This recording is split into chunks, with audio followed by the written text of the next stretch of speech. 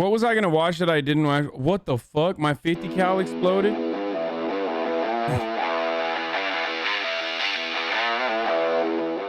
What's up, everybody? My name is Scott, and I'm gonna tell you about how my 50 cal exploded and I almost bit the dust about 2 weeks ago. So I know a lot of you are probably wanting me to explain my injuries, and I'm gonna do that, but I think it's best we start from the beginning. Bro, I think you should stop at that point. Like, when this happens, you stop, dude. This is the moment where you stop doing this and do anything else, dude. Okay? What the fuck? 3 levels of psychics. Can you pick the fraud? They're all okay, newsflash, they're all fraudulent. I know some of you are gonna try to skip around in this video. I highly recommend you stay tuned and listen to all of this. But for those who are gonna skip around, let me clear something up first. This was not the Barrett that we tortured tested, and this was a complete freak accident. There's nothing that I did to have caused this. So April 9th, 2021, we come out here to shoot a fire hydrant with some slap rounds using my Serbu RN50. Normal. So we have the Serbu RN50 with the 36-inch long heavy barrel, and we're gonna go ahead and go big or go home and start out with this. This is a 50 BMG slap tracer round.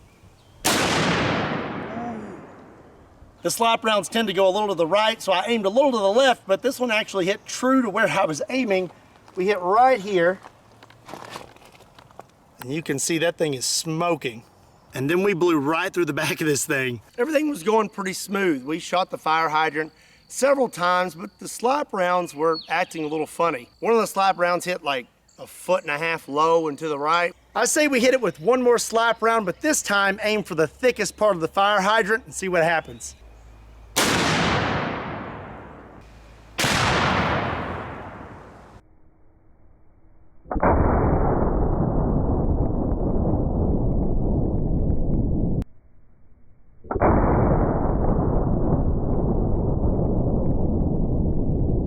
The gun was functioning normally, as it always has. I've been using this gun for a long time now, and I've never had any issues out of it. So before all this happened, we took one last shot, and it was actually really, really cool. The round was... Being a gun guy means, like, accidentally almost getting murdered by your gun, and then immediately having to fucking put out a video claiming that the gun is actually great because you don't want to lose sponsorships.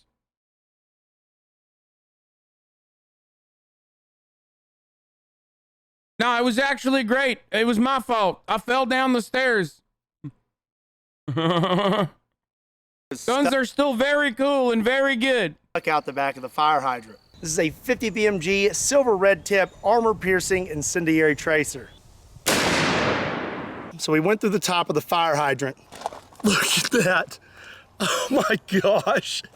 It's just stuck out the back. After that, I decided I was gonna take one last shot with a slap round and try to hit the thickest spot on the fire hydrant. So before I loaded my last slap round, I know that there was no barrel obstruction because I literally found the round in the fire hydrant. But this last round that I loaded into my Serbu RN50 was a very, very hot round, and I had no idea. And there's really no way for me to have ever known that this round was as hot as it was.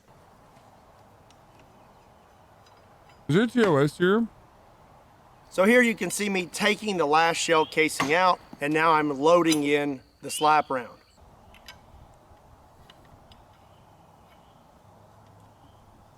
I screw the cap on all the way, and the gun closes completely, and everything is functioning as normal. And one thing is something someone may mention is maybe I didn't screw the cap on all the way. Well, you can clearly see the cap is screwed on all the way, and this gun actually will not close if the cap... Did he do this video because, like, gun hobbyists are gonna fucking yell at him for almost dying? No, I did screw it. It's like, I can see, like, gun hobbyists still being like, you probably didn't screw the cap on all the way. Cap was not screwed on all the way. So everything was functioning good on the gun. What I didn't know was the slap round that I put inside it was extra hot, and I had no idea. And there's really no way for me to have ever known. These rounds are extremely rare and they're very old. They're like $100 a piece. These aren't manufactured anymore, and really there's no way you can really know what's happened to them over time as they've passed hand to hand. I was under the impression that these were genuine military surplus rounds and hadn't been tampered with. So now I'm gonna actually show you what happened.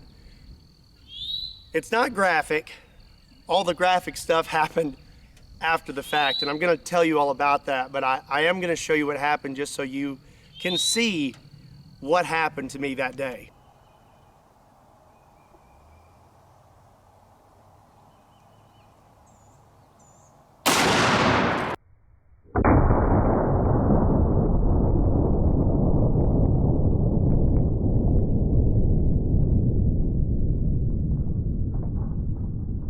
So when I pulled the trigger, the gun exploded almost immediately. So the first thing that went was this cap. And this cap is solid steel, and it is very, very heavy. If you look right here, the threads are sheared off of this gun completely. I spoke with Mark Serbu, and he said that normal pressures are 55,000 PSI. And for those threads to have sheared off. How can this guy hear anything? Like, I don't understand. He blew his like hair off, dude. He blew his fucking ear off, like. And this cap to have just blown off like that, we're looking at over 85,000 PSI. So the cap blows off. It's kind of hard to put these on because of my little nose brace. I'll explain. But safety glasses are on, and this cap, you can see this little crescent here. This cap hit me right there. Bro, that's why safety is so fucking important. Holy shit, dude. If you didn't have that, it's GG's, no eye, gone. I'm not really sure which way, probably more like this, but it struck me in the face. When this cap hit me in the face, it broke my orbital bone in 3 spots, here, here, and here. It also broke my nose, and that's why I have this on. I've had to have facial surgery to repair all this. Here's the really bad part though. On this lower, normally there's these 2 ears that stick up right here. And this is what prevents you. He can now only hear freedom ring, amen. Them bells are ringing in my head, brother. They're bells for freedom. From closing the gun when the cap's not on all the way. If the cap is on all the way, it will fit perfectly right here with those ears pushed up against it. When the cap blew off the gun, it came straight back, shearing those ears off the lower. One of these is still at the hospital, and this is the one we found. This one zipped right past my head, went inside my hat, blew a hole through it, and took it off my head what appears 7 to 8 feet. Now the other one is what almost ended me. The other ear hit me right here in the throat. It proceeded to lacerate my jugular vein and then punctured a hole in my right lung. As for my hand, my best guess is this is what did it. In the video, you can see that the stock almost disappears instantly. I believe it came in a downward motion and hit my finger. You have your natural bend in your index finger. Well, this bone right here looked like a V. So my finger looked like a big W. So back to the lacerated jugular. I've now been hit in the throat, and I'm not really sure what happened because when this cap hit me in the face, I went blind in my right eye instantly. I have vision coming back now, and they say my eye should make a full recovery, but in that moment, I went completely blind in this eye, and it was like I had been punched, and I went backwards, and I landed on all 4s. A lot of you wonder who is behind the camera in my videos. This is my dad. His name is also Scott. If he had not been out here with me, I love this guy. I take back everything I said. I fucking love this dude, bro. This is so funny. It's just like him and his dad. They're just fucking gun guys, man. They just love guns. Motherfucker's out here already. He's out here already shooting videos with guns. I would probably stay away. You know what I mean? I would stay away for a little bit from guns. That would have been it for me. He come running up and he let me know of my injuries because I was still in a daze. I've just been punched in the face by a big metal cap. And he let me know real quick that there was a hole in my neck and I was losing a lot of blood really fast. My dad shoved his thumb into my neck and said, "Put your thumb there." Now that I'm aware of what's going on, I took my left thumb, I took my shirt, wrapped it in my shirt, and I shoved it as far into my neck as possible. I was not aware that my jugular was lacerated, but I did know this is really bad. I have a law enforcement background, and I've been trained in injuries and wounds and gunshots and things like that. And I know very well that if you get hit in the neck, it's not good because you can't tourniquet a neck. After I had plugged the hole, I applied extreme pressure, pinched my head down into my hand, and made a run for the truck. So the truck here. Listen, here's a controversial take. Gun YouTube is actually good because it takes cops off the streets and turns them into fucking gun YouTubers. There it is. I said it. Based.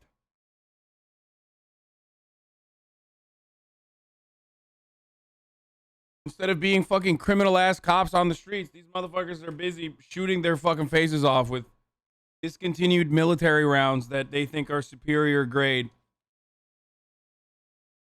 You know what I mean? Better that than that guy fucking running around.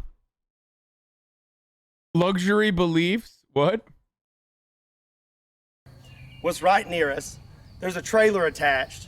I had to run around the front. I jumped in the passenger seat. Dad jumped. Yeah, that was a funny thing he said too. Thanks to my extensive cop training, I was able to deduce that this hole in my neck was bad. Yeah, that's right. You know, I've been trained to handle medical conditions, and I did an ocular pat down and noticed that, you know, half of my neck skin was hanging down like a goddamn turkey. And I thought to myself, this is probably not good from a health perspective. Thank you, Cash App, for the 69 subs, dude. And we took off. And this all happened in a matter of seconds. I would say under a minute. We were in that truck and just hauling tail into town. Something I forgot to mention, this upper weighs like 25 pounds. And you can see in the video that it just gets thrown off the table. So much pressure came out the back of this upper that it launched it off the table. It's an insane amount of energy that was thrown into my body. So now we're driving very fast into town. I am applying constant pressure to my throat and I'm breathing very slowly, trying to control my heart rate because the faster your heart rate, the faster you're going to bleed. My dad's driving, so I thought it would be nice of me to call the ambulance. My dad didn't agree with this, but I wanted to do it myself because I wanted to try and stay awake. I needed to be doing something to keep myself conscious. If you have an iPhone, there's this nifty little feature on the side here, and if you hit that button one too many times, it'll call 911. This can be kind of annoying when you're trying to shut off your alarm in the morning, but when there's a lot of bodily fluids on your phone and you can't open it, it comes in really handy. I got on the phone with 911 and I let them know what had happened and that we were coming into town and they were gonna send an ambulance to meet us halfway. There were several times where I thought I was gonna pass out. And I knew if I passed out that that was gonna be it because my dad's driving. If I pass out, who's gonna keep applying pressure to my neck to keep me from bleeding out? Times like this you really need something to focus on. And I focused on my kids. I had their faces in my brain and I just focused on them and I fought as hard as I could. I stayed conscious the entire time. We met the ambulance halfway, they got me loaded up and we took off towards the hospital. And like I said, I know that I was in a bad spot. It's called the Gary Vaynerchuk technique.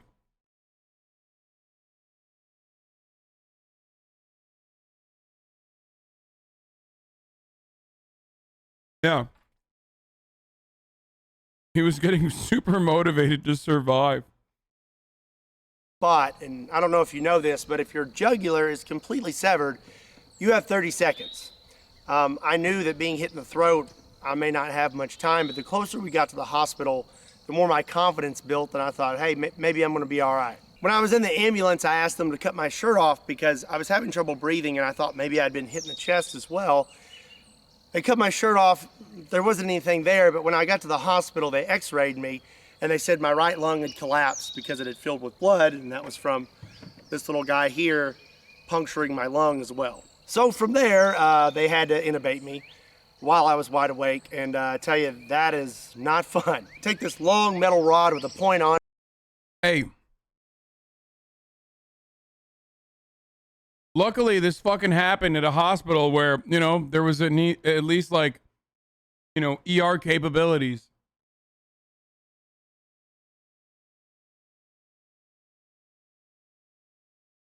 And fucking empty beds. Is he in Kentucky? It says Kentucky Ballistics, so I don't know, man. On it, and they stick it through your rib cage, and it wasn't fun. After that, I was feeling a little better. I could breathe a little better, and then they wanted me to take my thumb out of my neck, and I was like, "We're not taking my thumb out of my neck. You just wrap it up with some tape and stay there." But they told me I had to take my thumb out of my neck, so they had a bunch of gauze and packing, and as soon as I pulled it out, they packed my throat. When I pulled my thumb out, that's when I saw my finger, and they said that I audibly said, "Oh, that's not good," because my finger looked like a big W. They informed me after that they were gonna have to life flight me to Vanderbilt Hospital in Nashville, Tennessee. Very, very good hospital with very, very good doctors. Obviously, I'm here making this video. Big shout out to Vanderbilt Hospital. You guys are the best. Imagine if this dude died because some fucker took ivermectin. I mean, it wouldn't be surprising. So now they're about to knock me out. And at this moment, I realized that this may be the last time that I see my wife or see my dad, because once they knock you out, you know. Funny how your opinion on Trump coincides with that of a hyena with a slick top back hat and a long dong.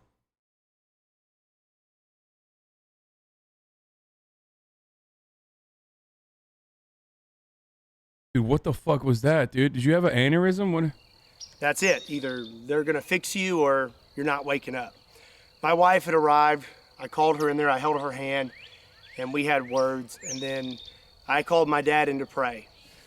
And after that, I remember waking up in Vanderbilt Hospital, hooked up to every machine possible.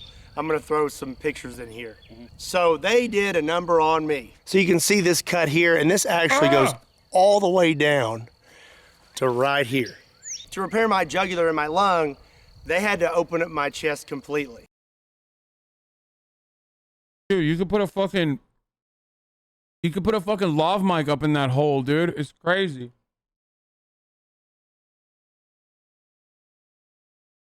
You could just hold that thing up on its own. They cut me completely open, just like open heart surgery. They told me a guy my size should hold 6 to 8 units of blood, and total, from all the blood I lost from the initial injury and the surgeries, they had to give me 5 units. There was also a chance that I could have. Are you eating right now? I'm eating meat, dude. I don't give a fuck. Because I'm not a fucking hypocrite, that's why. That's right, dude. Yeah, vegans know what I'm talking about. Yeah, I can listen to a dude tell like his horrific story. Because that's how fucking hogs are slaughtered too. Right, vegans? Vegans know what I'm saying, dude. At least I'm honest with my carnous ways.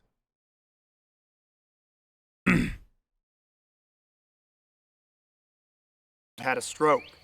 To repair your jugular vein, they have to pinch it off. Well, your jugular vein supplies the oxygenated blood to your brain. So they can only pinch it off for so long. They pinch it off, they repair it, then after that, when they open it back up, all that blood rushes into your brain and there's a chance you could have a stroke. Praise God, I did not have a stroke as well. As for my hand and my face, they had to do surgery on that as well. I have pins in my finger to hold it in place. And like I said, they had to repair my orbital bone in 3 spots. As you can see, they cut me here and right here. And they also cut inside my mouth, all the way back here to the front to be able to get to all of those spots. So I had a breathing tube in, but I still wanted to talk. I wanted to know what had happened to me and what was going to happen. Well, my nurse, Cody, shout out to that guy, best nurse ever, brought me a dry erase board so that I could write and ask questions. I wanted to talk to my wife. Well, he would call her for me, and then I would write out what I wanted to say, and he would say it over the phone for me, and then I could sit there and talk to my wife. Also, I really wanted a mellow yellow. I was craving it so bad. When I was finally unhooked from everything, I remember sitting in my room, and he peeked his head in. He was like, "Can you eat and drink now?" And I said, "Yeah." And he handed me a mellow yellow. Coolest nurse ever. So for about 2 days, I had tubes coming out of the front of my chest, 1 tube coming out of my right side, and 1 tube coming out from behind my collarbone to drain everything around my lungs. And I had to carry this little vacuum pack with me. They removed those really quick. I'm healing extremely fast. They kicked me out of trauma within a few days. This happened on April 9th, which is a Friday. I went home the following Saturday. There is a lot more to this story when it comes to my injuries and everything that I had to do to overcome them. Long story short, I shouldn't be standing here. I should be 6 foot under, and if it wasn't— This man was almost killed by a gun and is still an ultra gun nut. Gotta respect it. Dude. That's like pure unadulterated American mentality right there. Like, this guy would rather die than fucking admit that guns are dangerous, okay?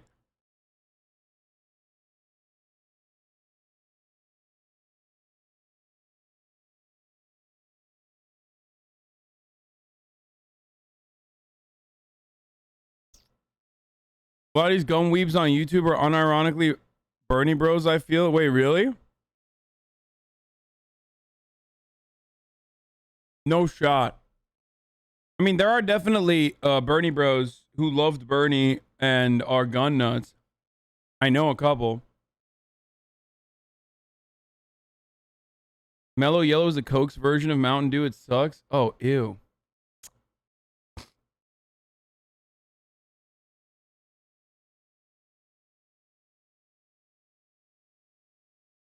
Yo, this is a sheriff's press conference in the county I live in. Why would I watch that, man? From 2019. You all right, dude? Why the fuck would I do that, dude? Look at him now, lol. I mean, that was back in April. It's not that far away. This is from 7 days ago. It up for you? Yeah, thank Let you. her rip. All right, let's do it. Actually, let's do a armor penetrating round on this one. Oh, okay. Well, I can. Yeah, No, no, wait. It's fine. Hey, is that a slap round? It looks really old. All right, dude, you ready to go? Yeah. Loaded it up for you? Yeah, Oh, that's funny.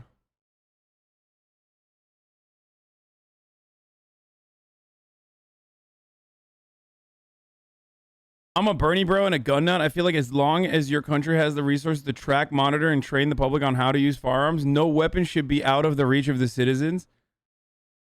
Okay, dude.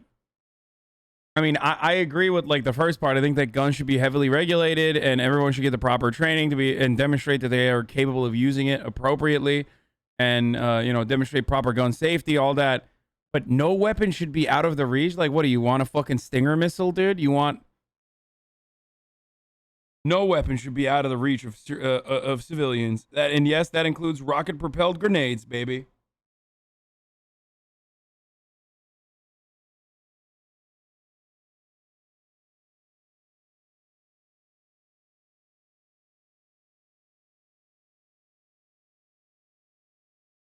wasn't for God, I wouldn't be talking to you right now. 50 cal is too much. Sorry.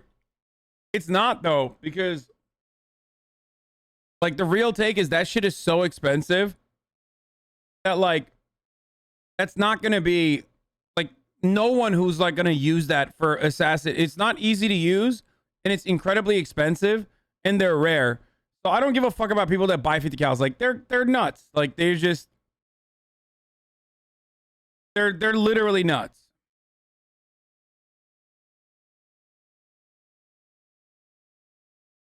It's not practical for murdering multiple people without extensive training. Does that make sense?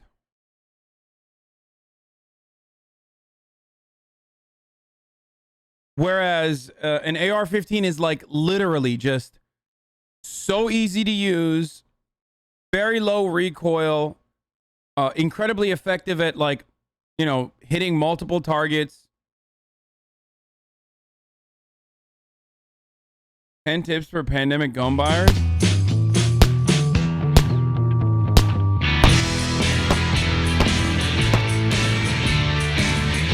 Is this Jordan Peterson? What the fuck?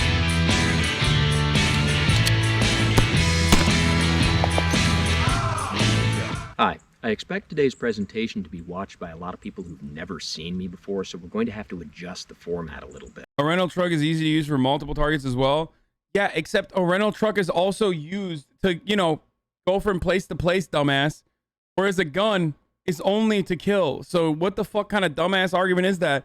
Have you literally never met anyone that is not a fucking gun freak? Because, like, I feel like at this stage, most people recognize that that's, like, a horrible argument to make because it's so easy to just shove back down your fucking throat. Do you ride your 50 cal to work, dipshit? No, you don't. Shut the fuck up.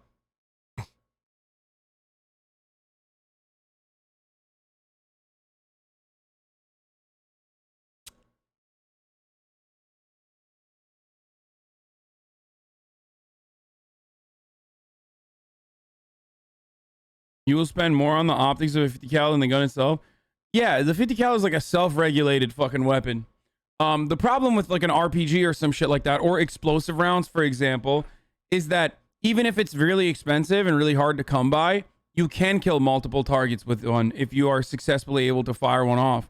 So that's why I'm in favor of like completely, you know, not allowing people to have that. Also, yeah, rental trucks aren't a right either. Like you need to have a fucking license and shit to be able to get one. Like it's just so stupid.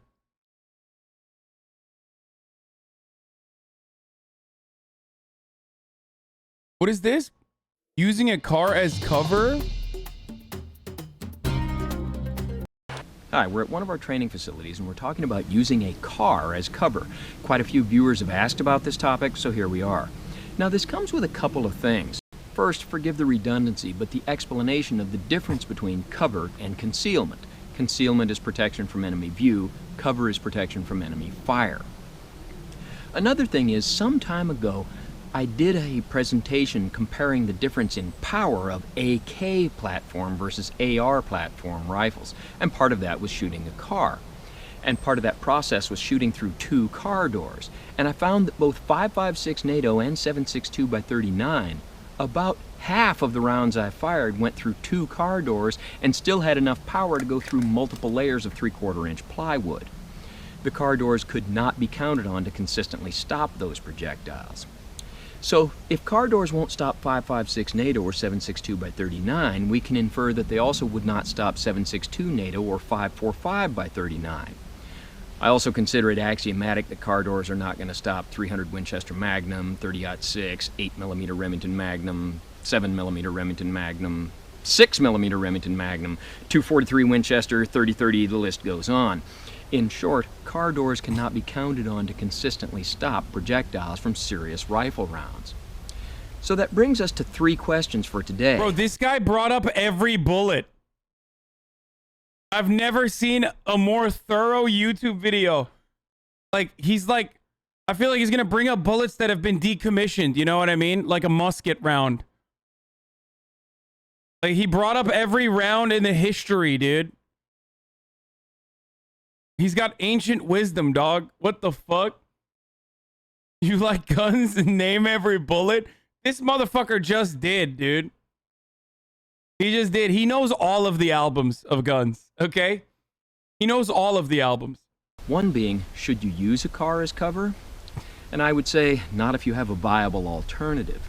But the two big questions are, one, if car doors cannot consistently stop serious rifle rounds, what kind of projectiles can they stop?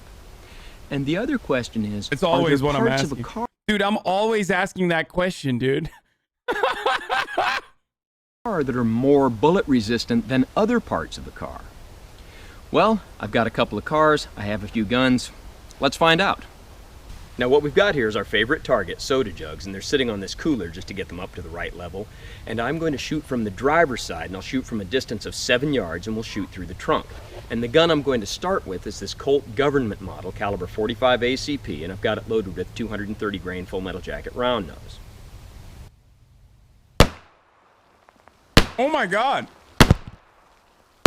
Wait, is he shooting from the other side? No. With the 45, I saw 2 exit holes, so I said 2 went through. You saw the 3 impacts with the third shot fragmented, one piece making the bottom of the car. I fired 4 shots, and on the driver's side, they all just went through the sheet metal. On the passenger side, we see 2 went through the sheet metal and went... Wait, where the fuck did he shoot from? Inside the car? Did he shoot from the other side of the car and it literally went through both sides of the car? Oh my God. Cars are literally made out of butter, dude. What? God damn it, dude. Oh my God. Video games and movies have ruined us.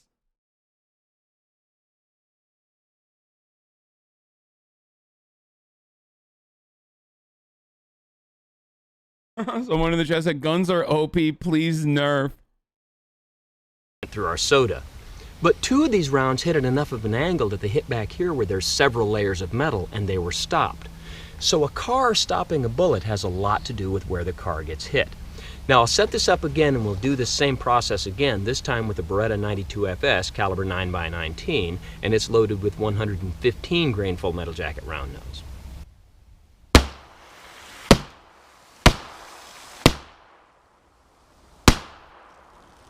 With the 9mm, I fired 5 rounds. All 5 just hit the sheet metal, and all 5 went through. So our car is not faring very well. But again, the question, is there anything a car can stop? Well, I'll go back 7 yards, and I'll shoot the car with my Ruger Mark III caliber 22 long rifle.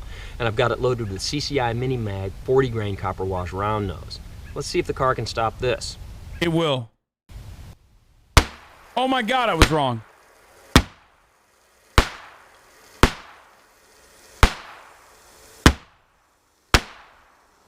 Interesting results with our 22. The car stopped most of them.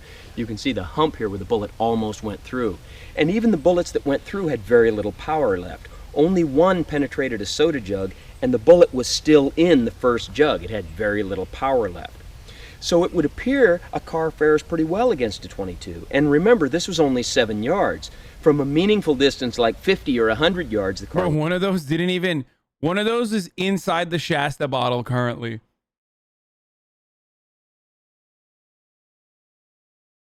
Also, I feel like I don't know what's going on there. Like, how is it's surprising that the car actually was not able to stop all of those bullets. Would fare even better. And let me show you a close-up of this bullet. And there's the bullet that was stuck in the soda jug after going through the car. Now we're on the driver's side of the car, and here's our 45, our 9mm, and our 22 bullet holes. But how will the car fare against shotgun projectiles? Now this is a Remington 870 with an 18-inch cylinder bore barrel, and I've got it loaded with Remington 12 gauge, 2 3/4 inch, 1 1/4 ounce of number 6 lead birdshot. And I'll shoot from 15 yards, and let's see what happens.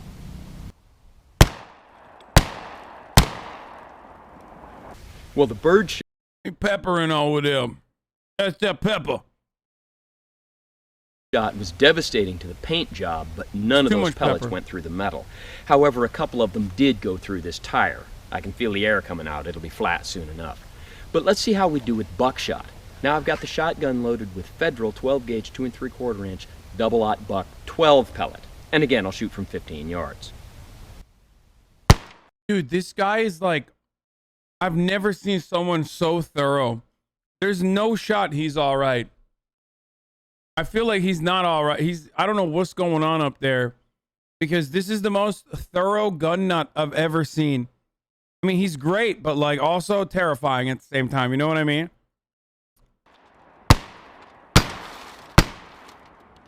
Now this was double-aught buck 12 pellets. So when I shot this quarter panel, that's 24 pellets.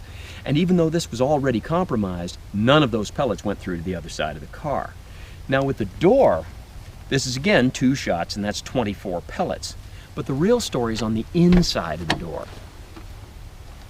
Of the 24 pellets that hit the door, only...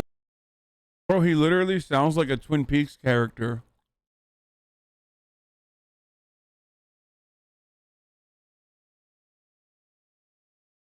Kind of looks like one too.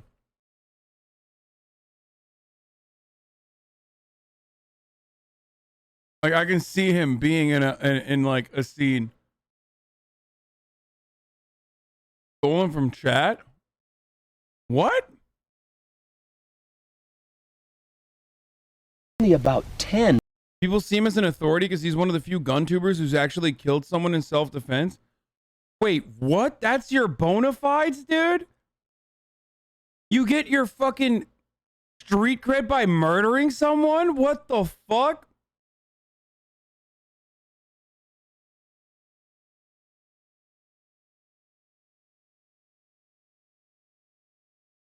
Next episode, can a human body block a bullet?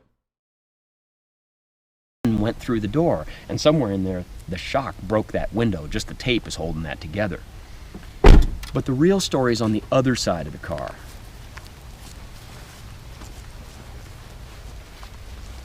Now we see here the holes from our Self-defense is murder, Hasan 2021.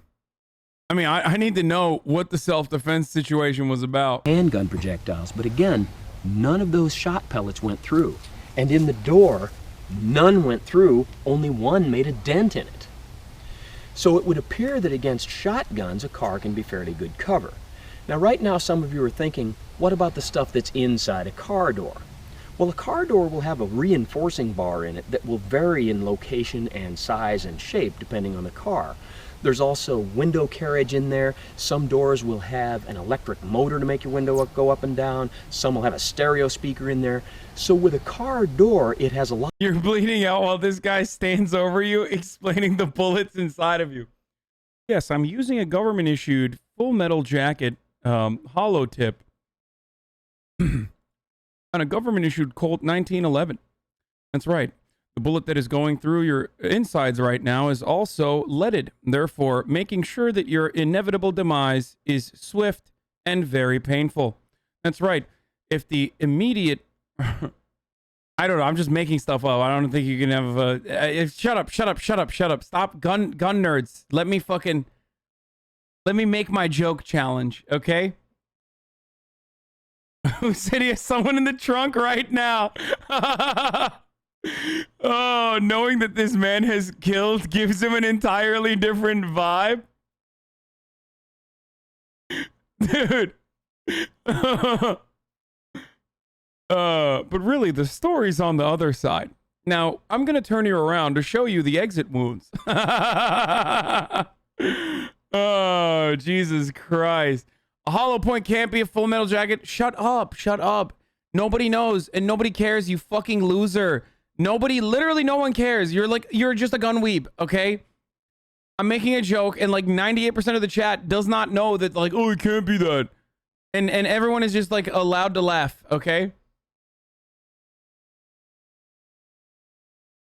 Knowing that he's killed someone really makes it feel like a Twin Peaks area. No, this entire video has got Twin Peaks vibes, dude. All you need to do is a lot more to do with where you hit it than what you hit it with. But as you saw on the other side of the car with 24 pellets of buckshot, where we hit it was pretty much everywhere, and it still stopped the pellets. So although the car does not fare very well against rifles and pistols, it would appear that against a shotgun, it can be good cover. So against birdshot and buckshot, your car... Dude, he looks so angry and scary here. I'm sorry.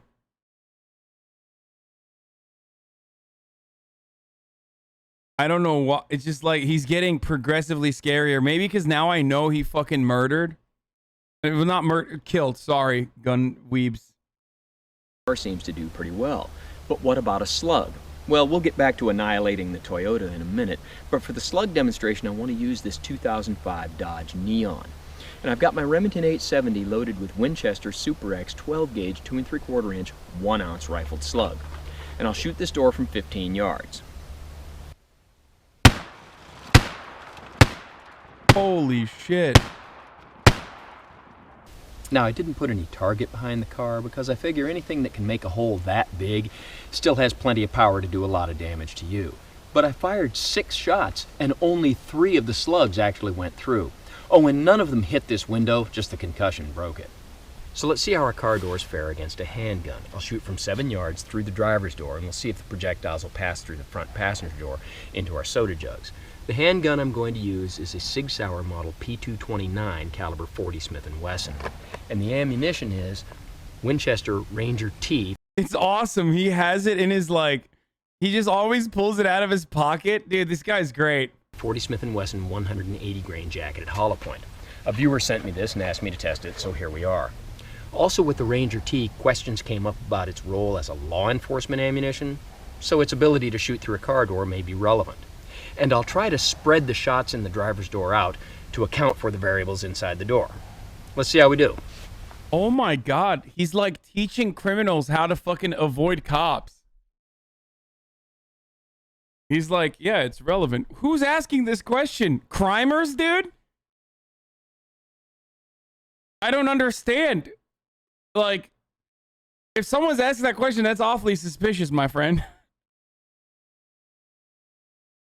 No, he's teaching us how to protect ourselves against him. Dude, if this motherfucker literally has a bead on you, dude, it's over. You're dead. Just give up immediately. Just, you know, try to enjoy your last moment on this planet because he's gonna fucking kill you. Okay? He knows every bullet, dude. He knows every bullet, dude. He's got a fucking PhD in gun shit. He's just gonna toy with you a little bit before he murders you. You know what I mean?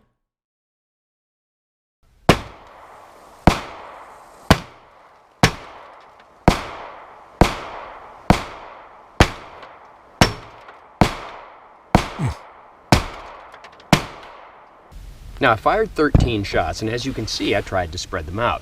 You also saw that only 3 went through. Now, let's see how our 9mm does. This is loaded with Winchester Ranger T 9x19 147 grain jacketed hollow point. 147 grain projectile is fairly heavy for a 9mm, and this ammunition is supposed to be good for barrier penetration. Let's see how it does against the barrier of the car door.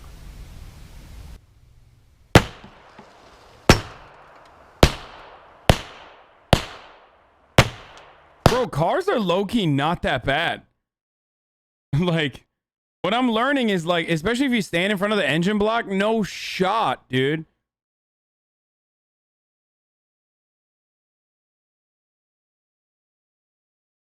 He's essentially Ted Kaczynski before he went insane and started building bombs. He's made a career in training the police and military, so that's why he knows a lot too, by the way.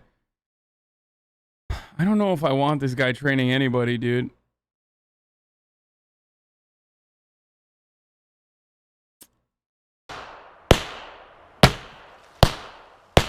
Props to the camera, dude, for having steady hands. Dude, that's a tripod. Someone is not holding that camera up behind the car. Are you insane?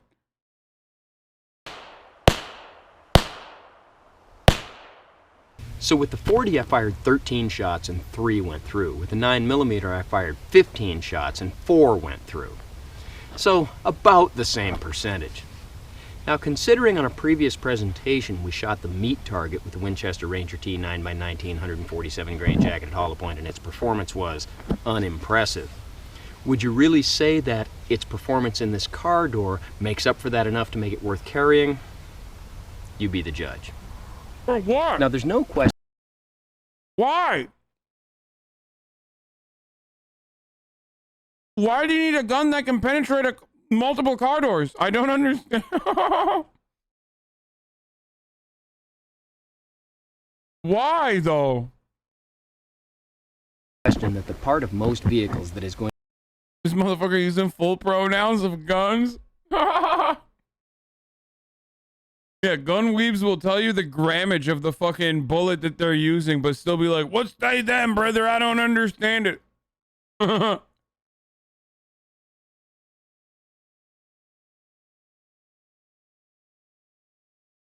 to give you the greatest bullet resistance is behind the engine compartment. So we've got our soda jug set up. I'll go to the other side of the car, shoot through the engine compartment, and see how we do. Also, some of you may have noticed that we've changed camera angles. That's because we're dealing with something called glare. It's a rare phenomenon that occurs on those very few occasions when I can see the sun. Now it's been... Okay, dude, don't do that. Don't emote. Don't do that. That's not okay. Oh, wow. When he tried it, nope, that's like not good, man. That was very unsettling. That was like watching Cory Booker try to be a human. You know what I mean? You're like, nope, don't do that. It's not going to fool me. It makes you look worse. Okay? No. Stop. Very scary. I want you to go back to the fucking monotone description of all the bullets in existence in mankind. It's a rare phenomenon that occurs on those very few occasions when I can see the sun. Oh my God. Oh my God. Okay, dude. Now, it's been said that it's all fun and games until someone pulls out an M16, or in this case, a Colt AR-15A2. Is that what they say? And I've got this loaded with 5.56 NATO 62 grain steel core penetrators. So I'll shoot from 30 yards, and I'll shoot through the engine compartment and see how we do.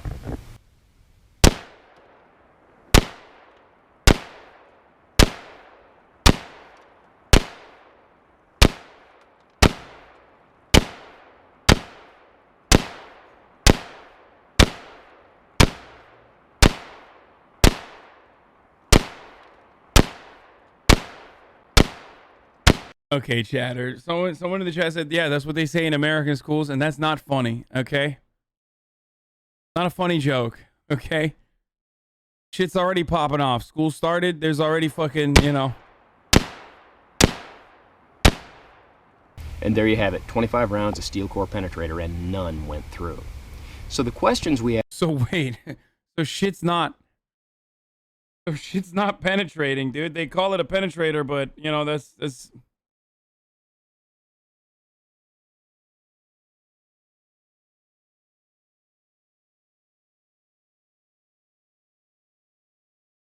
asked at the beginning, should you use a car as cover? If you can get behind the right part of it, maybe. And the two big questions, what kind of projectiles can a car really stop? Well, it looks like 22 and most shotgun projectiles pretty consistently. And are there parts of a car that are more bullet resistant than other parts? Absolutely yes. So bottom line, if you have to use a car as cover, if at all possible, get behind the engine compartment and you should be in pretty good shape. So, as always, don't try this at home on what you call a professional, and thanks for watching the Car as Cover video. Okay, I need to see more. Written and directed? He wrote and directed this. Paul's top 5 guns for home defense. Okay, if he's an honest motherfucker, I don't think he's going to put AR-15 on here. Let's see.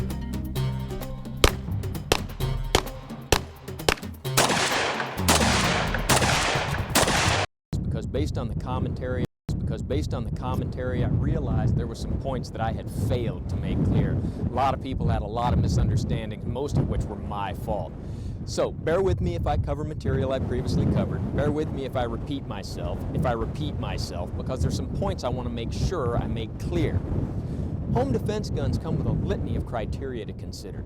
Things like, do you live by yourself, or are there multiple people in the home that may need to use? Okay, bro, is this for real? Like, is this video?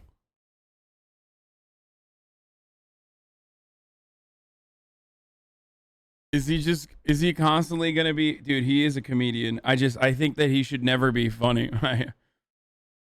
It scares the fuck out of me, but it's such bad audio. What the fuck? Right gun for everyone. Things like, is your gun stored in such a way that it's readily available to you, but not accessible to little children?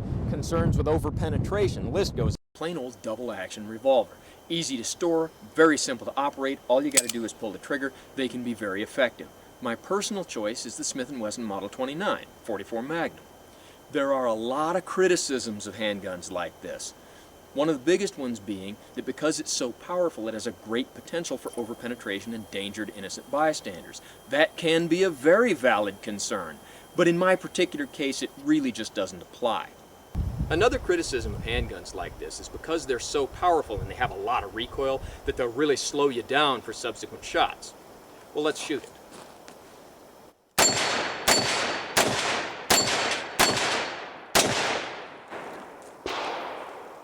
Seems okay to me. One of the other criticisms is that revolvers don't hold enough rounds. Okay, he's just flexing. Like, he's just like, this is literally him flexing. Like, it might not be good for you for home defense, but I'm Bill Dipperly. Most revolvers hold 5 or 6. This one holds 6. And although accurate statistics on how many rounds a citizen fires in a home defense shooting are really hard to get, I think you'll find that most of the time the situation is resolved with less than 6 rounds. And if it isn't, you can certainly reload. One of the things is, I hear people say that revolvers... Patty is feeding his face. Chubby fingers can't fire a weapon. Dude, your name is literally Baba Booey, dude. I don't even need to say anything else. You're 78 years old. You're the Howard Stern fan. The fuck are you doing in a Twitch chat? Revolvers can't be efficient. That's so pathetic. You're gonna die next year, dude, from heart disease. And here you are talking shit. Spend your last fucking remaining year on the planet doing something fun, okay? Reloaded in the dark. Well, the only thing I can say to that is that you might notice that right now I'm reloading this revolver without looking at it and while being distracted by talking to you. And that's with loose ammunition. With a speed... Doesn't that make me sad? No. Not at all. Loader, it'd be quite a bit easier and a whole lot faster. The idea that revolvers can't be reloaded in the dark is pure fiction. Next on my list is a plain old shotgun. Lots of good ones out there. A lot of people like autoloaders. Even a double barrel can be very useful. I have a video specifically on doubles and their role as a home defense gun. But my preference is a pump. Let me show you 2 really good ones. This is a Remington 870 and this is a Mossberg 500. And any of the many versions of 870 or 500 or 590 or anyone in that series. Back fingernails from fingering your own ass? Is that how you think it works? Wait, oh fuck, I should unban him because I think he has some interesting ones. Bro, this is literally how all these motherfuckers look like.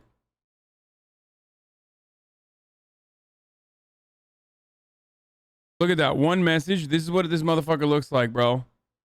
Listen, all I'm going to say is if I look like shit, I wouldn't be talking shit, okay? Bro, imagine looking like this and then coming in here and fucking being like, I can't believe you have black fingernails from fingering your own ass. Can you imagine, dude? Wild. Following since May 31st, 2021. Waited for months just to be able to say that, dude. So sad. Are probably the most popular choices for personal protection purposes. And with good reason, they're both really good guns. Shotguns at close range can be very effective.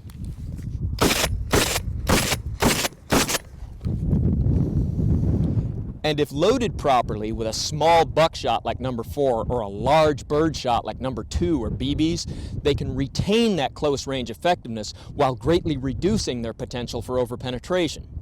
Now, when we're talking about pump shotguns as a home defense gun, there's 2 topics that always come up that I have to cover. And fair warning, we'll get back to shooting in a few minutes, but for right now, this is the boring part of the video where I talk. The first thing is what's called the rack the slide deterrent. Now, what that means is that when you see someone about to do something violent, you rack the slide and put a round in the chamber of your shotgun, and that acts as a warning and will dissuade them from doing whatever violent thing they were going to do. Okay. That always comes up when we're talking about shotguns, but that is not the sole bailiwick of the pump shotgun. You can do it with lots of different guns. You can do it with a lever-action rifle. Halt! You can do it with an auto-loading pistol. Halt! Nah. You can do it with the lever action rifle, but you can't do it with the fucking pistol, dude. Nah, that shit look weak as fuck, even in your hands, and we know you're a murderer, you know? A lever action rifle. Halt! You can do it with an auto-loading pistol. Halt! Bro, come on, come on, come on. We know this man has killed before, and even then it's like, come on, dude.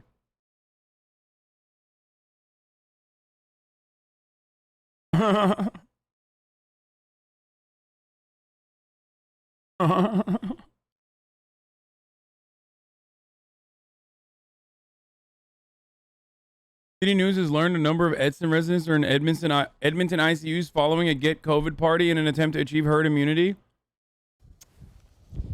You can do it with an auto-loading rifle. Halt! Yeah, it's not the same, man. It's not the same, dude. It's just not. Shotgun hits different. Bolt action or whatever, the lever one is like the only one that it's justifiable. Also, who the fuck says halt, bro?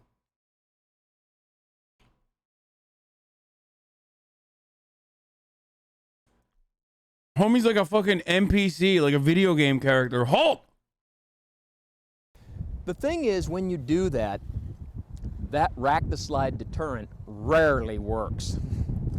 Anybody who's been around this business very much will probably tell you the exact same thing I'm saying.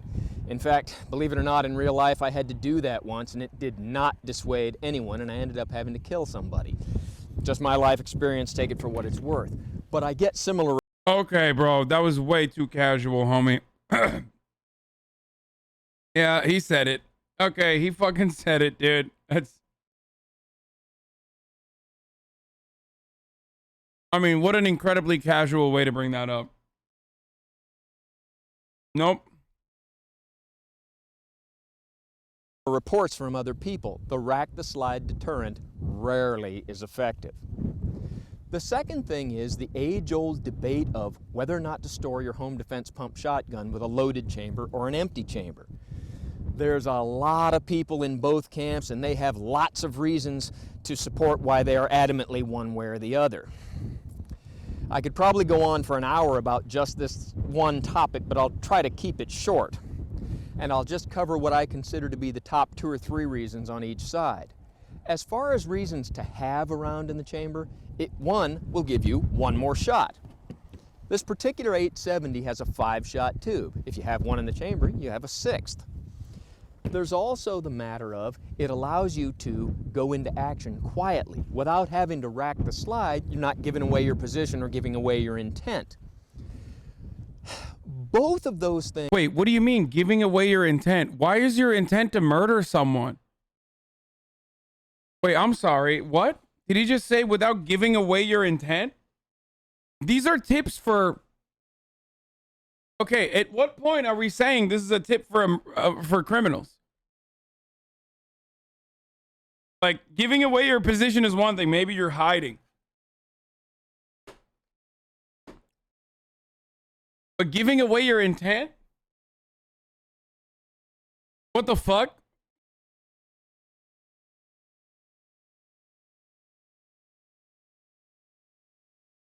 He's literally giving murder tips, dude. This you? No, that's not me. Things make sense, but I gotta say that they are of marginal validity. In a legitimate home defense shooting where the gun in question is a shotgun, usually those shootings are resolved in 1 or 2 shots. That's why I say even a double barrel it can be viable.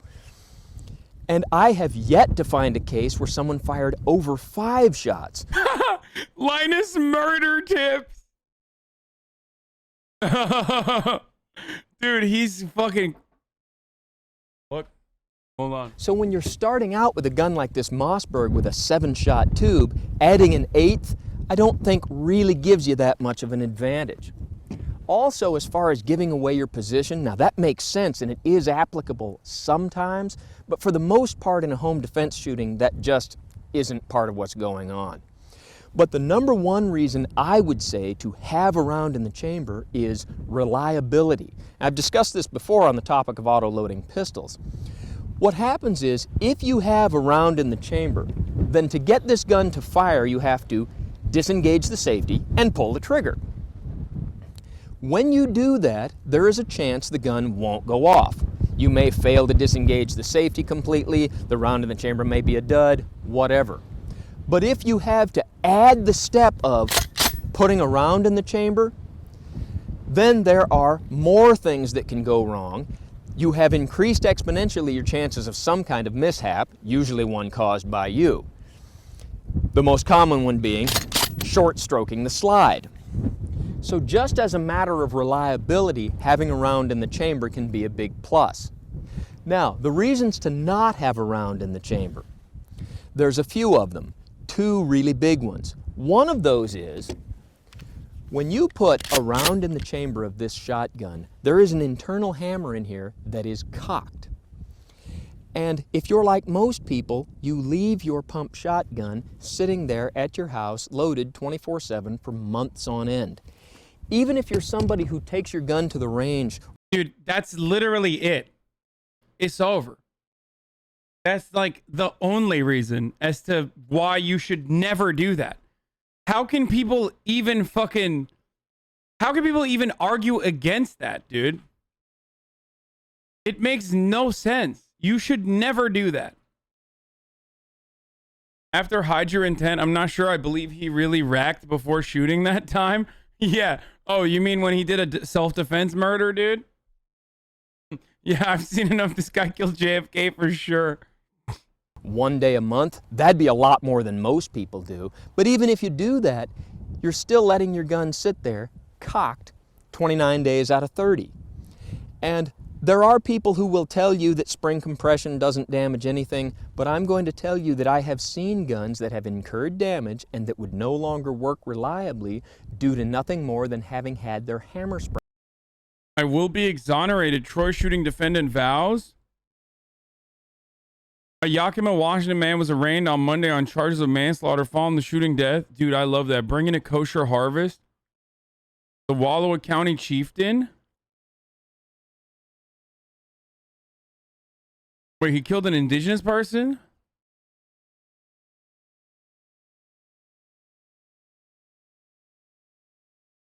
This is what school shooters watch?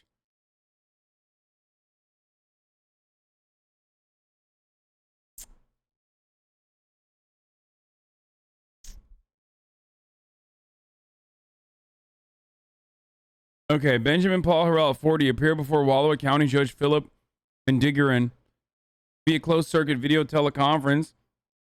Harrell was incarcerated at Umatilla County Jail, while Mendigaran was at Union County Courthouse and Wallowa County District Attorney. Harrell was formerly charged with manslaughter, a Class A felony, in the death of Robert Eugene Mills, 26 of Weston. Mills was shot Saturday at a campground in the Grizz Flat area outside of Troy, where both Mills and Harrell were apparently staying, according to the Wallowa County Sheriff Fred Steen.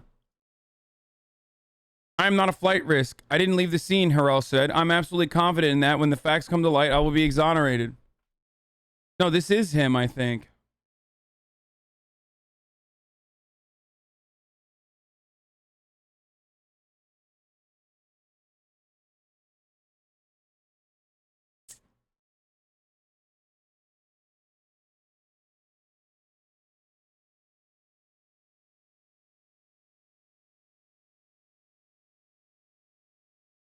So apparently he got this from a site.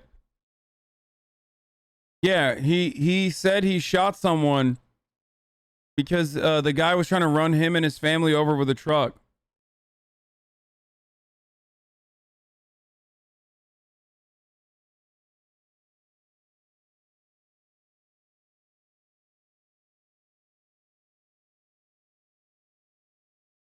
This guy's Facebook is all shit posts. Paul Harrell, America's Most Wanted.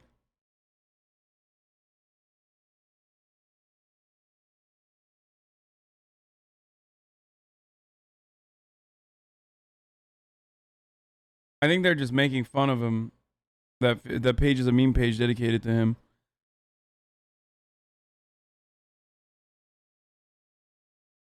I totally forgot to mention this because I got stun locked by some dude who I said was gonna die of heart disease next year because he's a Howard Stern fan. But it's top of the hour.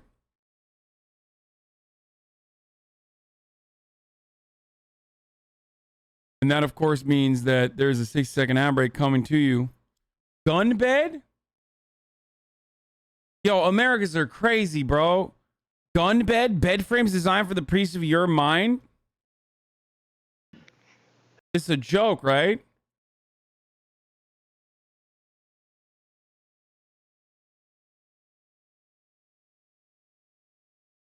Oh my God, dude. Oh God, America. So interesting and so weird. Okay. I'm just running a fucking ad. I don't give a shit.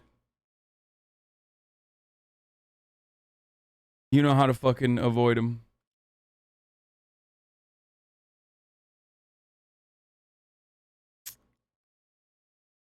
Motherfucker's been shot at on camera before? Shot at while camping, long version? What?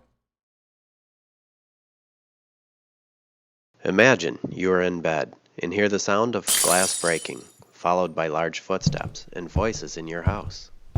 When seconds count and the police are just minutes away. Every 13 seconds a home intrusion is committed? What? You need to have already thought. Thinking now may be too late. A gun in a nightstand, a closet, or under a bed may not be accessible quickly enough. What if when you woke up the intruders were already in your room? At that point, reaching for a firearm may tip off the intruder where your gun is and get you killed. There is a solution, the patent-pending gun bed. The gun bed is quite possibly the biggest breakthrough in home defense since the invention of the firearm. The gun bed... Oh my God, are you fucking joking?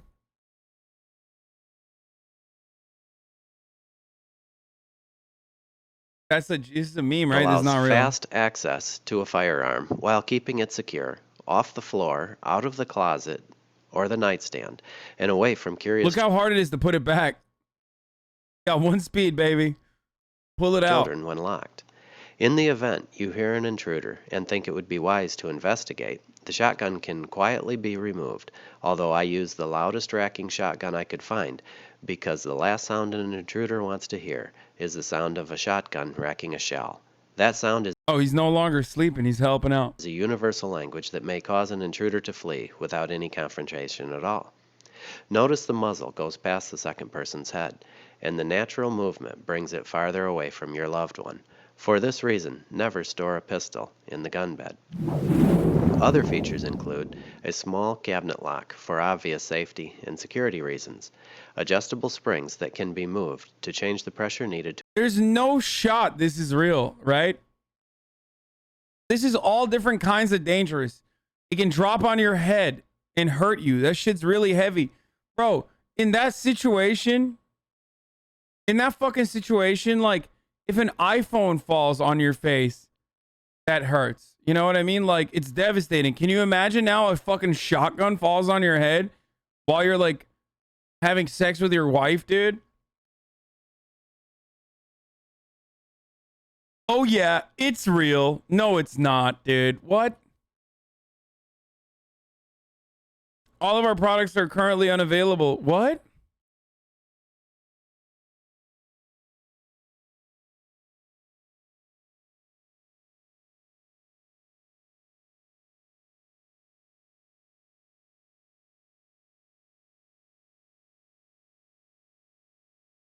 Yeah, I can't think of a better way. I can't think of a better way to have a fucking loaded shotgun right next to my head.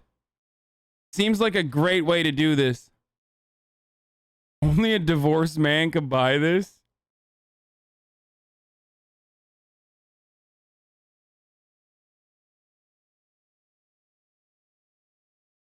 Okay, let's keep going. Spring compressed for an excessive period of time. And I've got a video where I go on for 20 minutes about just spring compression, so if you got 20 minutes and nothing better to do, you can watch that. But the short version is, I have actually seen guns incur damage because of that. But the much bigger reason to have an empty chamber is that most pump shotguns, when you put a round in the chamber, They have an internal hammer that is cocked, and they are not designed to be drop safe. Even with the safety engaged, if you hit that gun hard enough or drop it, it can bounce that sear and go off. Now, I'm not going to hit my gun with a mallet enough times to set it off just to prove the point. But if you look on YouTube and look up gun failures, you will see quite a few videos where somebody knocked their gun over and it went. Yeah, like when you have a gun bed, okay? You cock it, you're a pre-cocker, okay? And you have a gun bed, and then you just accidentally murder your wife. There you go. Now you don't have a fucking bitch wife to constantly complain about you having a goddamn gun bed. You know what I'm saying? Much like, fuck, what was that meme, dude? Yeah. Much like Quiznos Pizza, or was it Quiznos Pizza?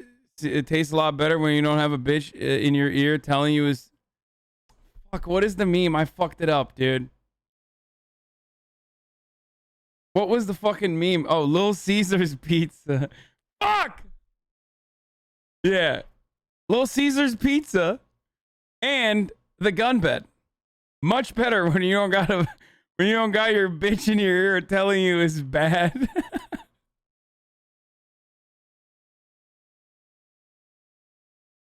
Oh, I fucked it up. I fucked the meme up. I'm sorry. The gun bed inventor tried to do a Reddit AMA for marketing? What a terrible idea.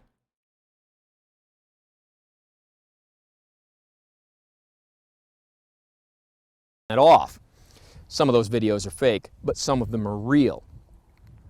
And that, to me, is the biggest reason to store with an empty chamber. But with good reasons on both sides, I can say that the only person who can really decide what's right for you is you.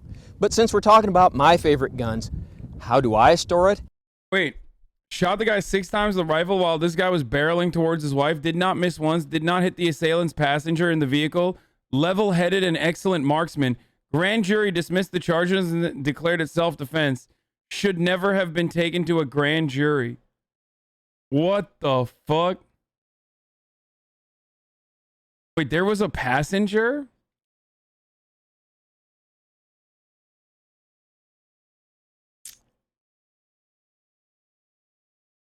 And what kind of condition do I keep mine in, and how do I address this problem? Let me show you something. My choice for a pump shotgun is a Winchester Model 1897.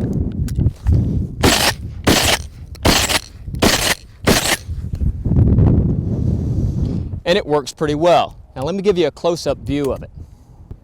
Now the way this gun works is it's a pump shotgun with an exposed hammer. While pointed in a safe direction, you put a round in the chamber and your hammer is cocked. And then while still pointed in a safe direction, you lower the hammer to the half-cock position for safety. You can see the safety concerns of this. There's been a... I'm just surprised that he hasn't brought up an AR-15 in his video about top 5 guns for home defense. I thought that's what the NRA was selling. A lot of people that have ventilated their roofs with guns like this. But what this does is now with a round in the chamber and the hammer in half cock, there's no spring tension on the hammer. And because the hammer is forward, it's drop safe. You're not going to bounce that sear. You'd have to hit this hammer with a hammer to break that internal half cock system and get it to go off. And so it gives me the advantages of a loaded chamber, but none of the disadvantages. Now this is not a gun for everyone. It has a couple of safety concerns. One, with the hammer we already saw.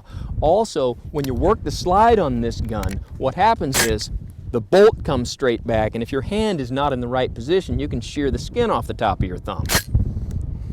But what I really like about this gun is, because of the way it looks and what it is, if I had to use it, I just look like an old geezer with a gun in his closet. As where if you use a more modern gun like this, especially if you start tricking it out with the pistol grip forestock and the side saddle cartridge loops and the bayonet lug and the... Bro, why don't you... Oh, he hates tactical shit. Okay? I like this guy. But also, at the same time, kind of weird that he's like, yeah, I want to look... I want to look like I'm not a threat to you. So that you'll come at me and I'll fucking murder you. Okay? Like... He literally is like, here's how you get a free kill, okay? Laser sight and all that other stuff. Now, a flashlight on a gun can be a good idea, but when you start putting all those other things, especially when this gun has the word tactical stamped right in it, it can get you looked at with a jaundiced eye in a police investigation. Now, you've seen my big handgun, but sometimes you need a small handgun that you can put in a pocket or in your belt and go to the door and not be so obtrusive. Well, what fits the bill for me is the Car Arms PM40. Now, this is not an endorsement of Car Arms. Some people love them. I have not had very good luck with them. But this one, and I don't mean this model, I mean this particular gun, has worked out really well. This dude murders people with guns? Yeah, no shit. He literally has. He has, and he has gotten away with it. And also is explaining to others how you too can get away with it. Watching this is going to get us on the FBI watch list? Oh, how silly of you to think that the FBI gives a fuck about people who watch gun lover broadcasts. You are more likely to get on an FBI watch list for fucking saying like dumb anarchist meme shit than watching gun lover broadcasts. Are you kidding me?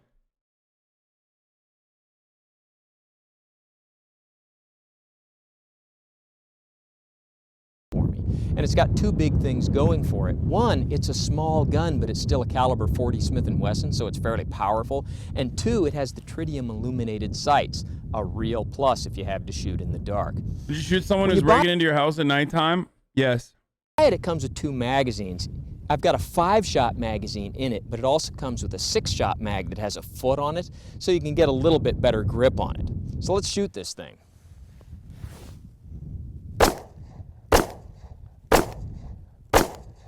Damn, dude!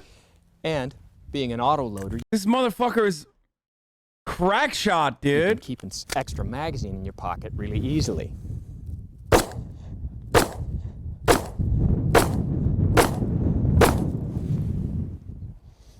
Not bad at all.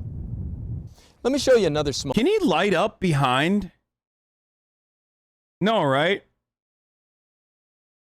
That's not gonna like actually light on fire behind, right?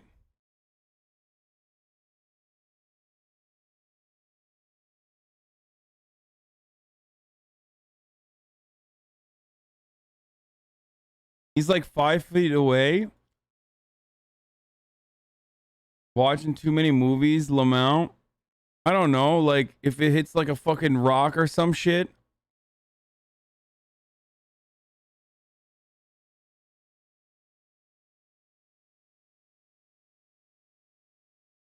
Not without incendiary rounds.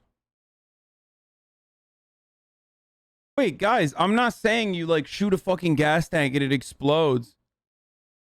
Or whatever the fuck. But can't like a fucking super hot bullet actually only tracer rounds? I bet this dude has a 25-minute video explaining this.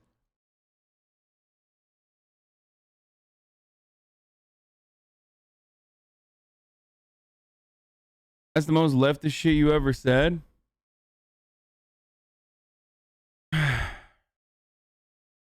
Small gun I really like, the Smith & Wesson Model 638. It's a 5-shot double-action revolver in caliber 38 special. It's got a couple of features I really like. One of them is the shrouded hammer. Now, there's a lot of good hammerless revolvers out there, but I like the shrouded hammer because occasionally I like the option of being able to cock the hammer. This guy only kills people, not the environment. Tell me you haven't made a fire by hand without telling me. I've never made a fire by hand, despite being a Boy Scout. But also at the same time, I feel like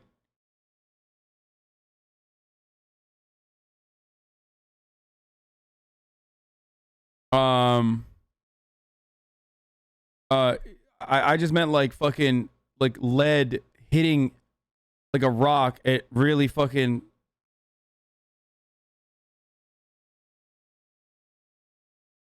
No, you're saying if you shoot grass, it'll explode, which is way more sensible. Like, can it spark depending on what you're shooting? Lead doesn't spark at all? Hammer. And being shrouded means I can get it in and out of my pocket without it catching on anything. Let's shoot it.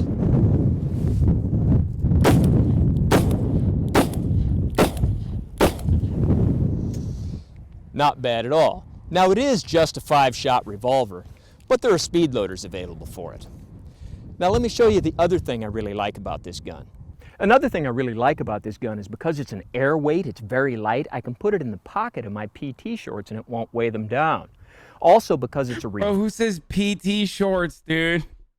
Dude, this guy is crazy. Bro, he's gonna go running with a revolver in his pocket, dude. What a psycho. Revolver with a shrouded hammer. If things get too dicey, I can shoot from my pocket. Now everybody make your snub nose jokes. Ha ha ha ha ha. Okay, let me show you. Oh my god. First of all, who the fuck calls it PT shorts? And secondly, I'm going back to what I said already. This guy, whenever he's trying to joke, it's just so scary. It's a scary situation. Revolver with a shrouded hammer. If things get too dicey, I can shoot from my pocket. Now everybody make your snub nose jokes. Ha ha ha ha ha. Okay.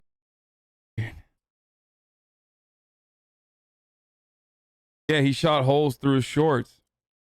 Now he never has to fucking poke another hole in there again though. He's going to use this technique. He didn't ruin the shorts. He's going to kill again, okay? He has killed and he will kill again. Possibly in those shorts. Okay, let me show you another gun. I've got one more gun I want to show you. Now we've seen some handguns and we've seen some shotguns, but what about a rifle? Generally speaking, a rifle isn't really a good first choice for a home defense gun, but some people want that option. Problem is when I say rifle, people start thinking of an AR-15 or M16 platform or an AK platform in caliber 7.62x39. According to a study by the Bureau of Land Management in 2013, if the bullet hit a rock that can spark, then the spark dropping into the surrounding dry grass can start the fire. When a bullet hits a target, it can also shatter, then the kinetic energy turns into heat. And when the hot parts land in the dry vegetation, it can start a fire.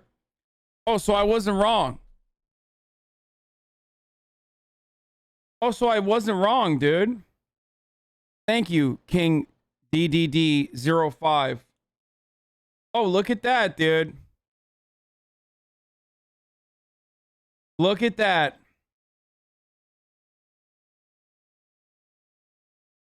And no, that BLM isn't Black Lives Matter for all the fucking weird gun nuts that are, you know, coming in here today.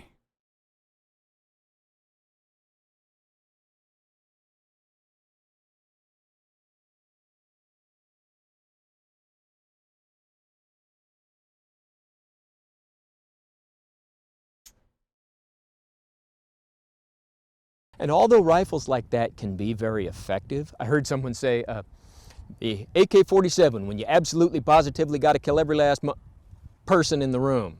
Well, there's a lot of truth to that. What? A rifle.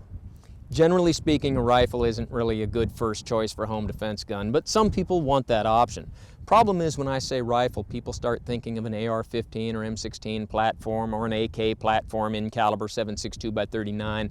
And although rifles like that can be very effective, I heard someone say, the AK-47, when you absolutely positively got to kill every last person in the room. Well, there's a lot of truth to that. Wait, I'm surprised. First of all, I just gotta say something here.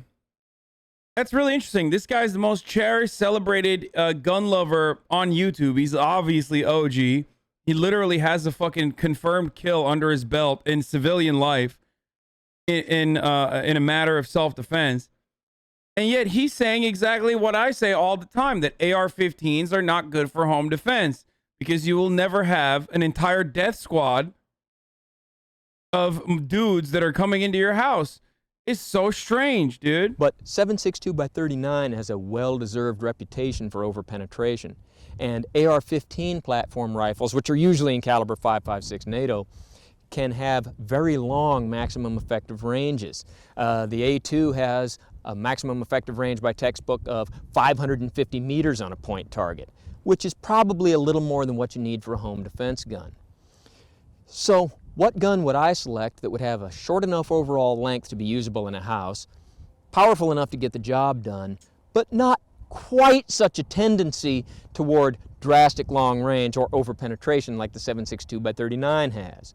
Well, what works for me is the Beretta CX4 Storm Rifle in caliber 9mm. What the fuck is this, dude? Wait, what? What the fuck? Is this even a gun that's like still available to purchase? I've never seen anything like this. Motherfucker brought out the fucking like laser tag weapon, dude. A Halo battle rifle. Now, Bro, you pull that shit out, everyone's leaving the house.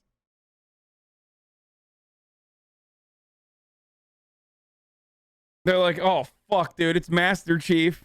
Get out of here. People might think 9mm is an insufficient caliber, and you might have a point. But remember, out of a rifle barrel, it'll have a little more oomph than out of the pistol. And this rifle also comes in caliber 40 Smith & Wesson and 45 ACP. Now, I selected this one because it uses the same magazines as the Beretta 92 FS pistol. This guy's more sane than all the AR-15 people. Yes, because everyone that fucking tells you AR-15s are the best weapons for home defense and self-defense in general are fucking either LARPers, Tactical Andes, or NRA gun manufacturer backed dipshits that literally just want to sell you fucking AR-15 kits. That's and when I say it, I'm a pussy. I'm a liberal. I'm a libtard. I fucking hate guns. So blah blah blah. Like shut the fuck up. And that's why he said it. And there it carries a little bit more weight. I mean, it's fun to shoot, and I think it is fun to fucking shoot. Don't get me wrong. It's easy to shoot. It's fun to shoot. But AR-15s were shit in all close quarters, including Iraq and Afghanistan. It's just like, it's not. Like, everyone that tells you an AR-15 is a good weapon to use in home defense is fucking lying to you. And a lot of people do. Most YouTubers do fucking lie to you, by the way. Most gun nut YouTubers literally fucking lie and say the AR-15 is the best weapon for home defense.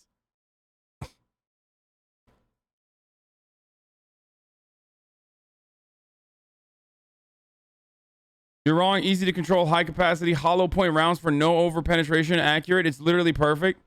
No, it's not. It's literally not. First of all, like high capacity is fucking ridiculous. Like, never seen anybody say that. Don't make me pull up 12 fucking YouTubers right now that will literally tell you AR-15 is the best gun for home defense.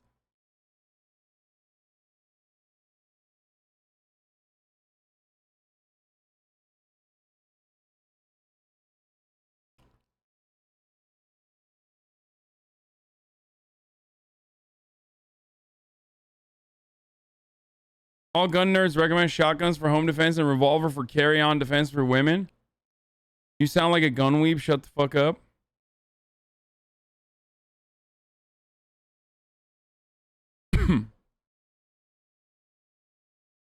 No, most gun YouTubers tell you AR-15s are fucking tight and great for home defense and blah, blah, blah. And the reason for why they say that is because they want to sell you fucking cool-ass, like, you know, AR-15 shit. Which I already had, so this rifle made a logical choice. This also has the features of, it has the rail system, so you can add all those doodads that I really don't care for, and you can arrange it to where the charging handle is on the left or the right, and you can make it eject out the right or the left. I've got mine set up to eject on the right with the charging handle on the left. So let's shoot this thing. There's a lot of variations, but your typical 92 FS magazine is a 15-shot magazine, which may not seem like a lot, but for home defense purposes, it should be plenty.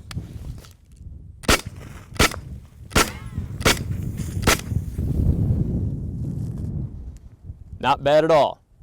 Short carbines like this can be brought into action very quickly.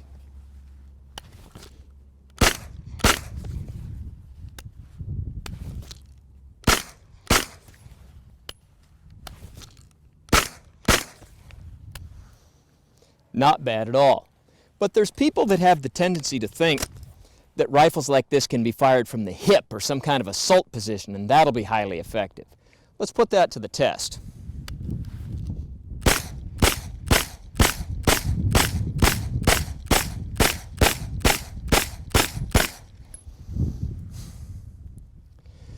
Well, that might look cool, But it really wasn't any faster and certainly not any more accurate than just aiming was. Well, there's my top 5, and remember, those are not recommendations, they're just what works best for me. But in addition to home defense guns, I want to cover one other point, and that's a home defense plan. Now, in the military, in creating a defense plan, we had an acronym, COCO. Key terrain features, observation in fields of fire, cover and concealment, obstacles, avenues of approach. And you apply those same principles to your home defense plan, although certainly not in quite the same way. And in doing that, I would tell you, you have to prepare for those scenarios that are more likely before those that are least likely. Now, there's some guy on YouTube, and he's got... I refuse to believe this man has only killed once, okay? And that he will never kill again. You will never, ever convince me that this man has only killed once, okay? A lot of home defense videos, and he says, you will almost always be invaded in a home invasion robbery between 2 and 5 people storming your home with quick and overwhelming force. That's fact 1. Is it? It's not true. Now, maybe he's speaking specifically about home invasion robberies while I'm speaking generically about instances in which you'd use your home. It's literally not true, dude. Like, it's first of all, 3 to 5? Are you fucking nuts, dude? Wait, 5 people? Who the fuck is bringing 4 of their homies on to, like, to steal shit, dude? What the fuck? That's literally harder.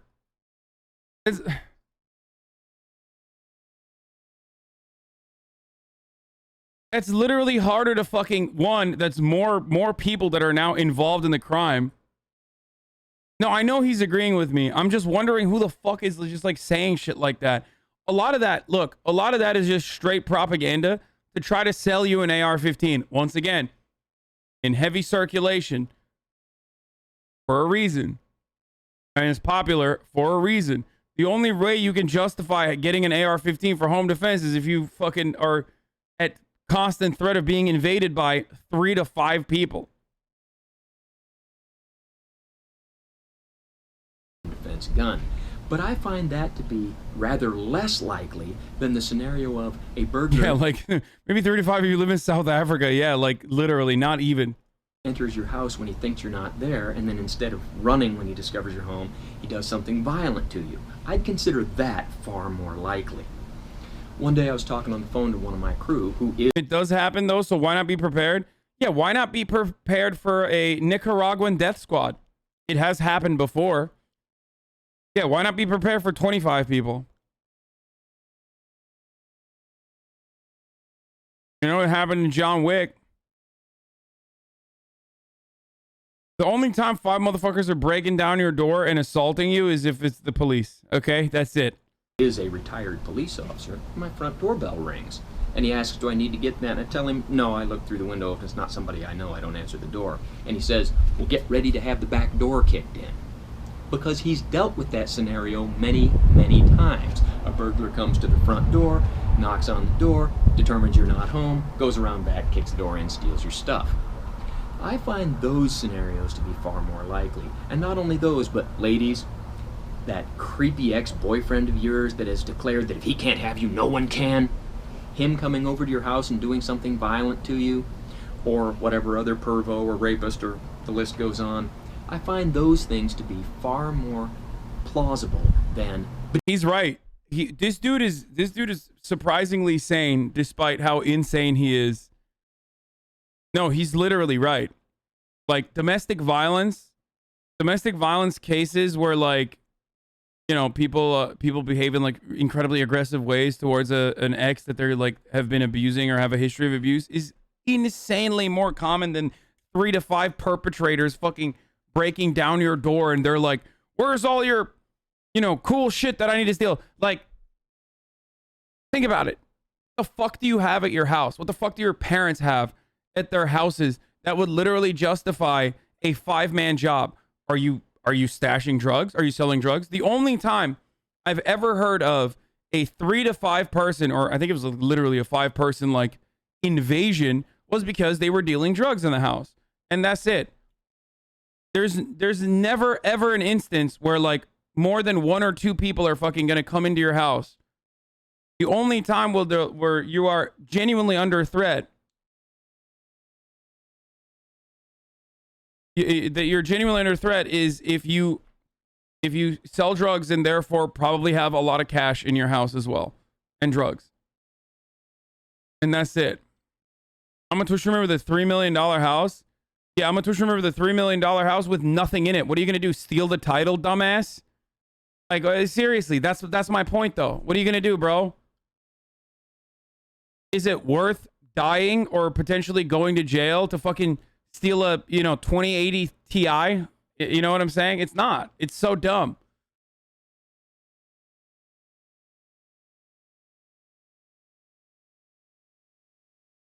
Do you get it?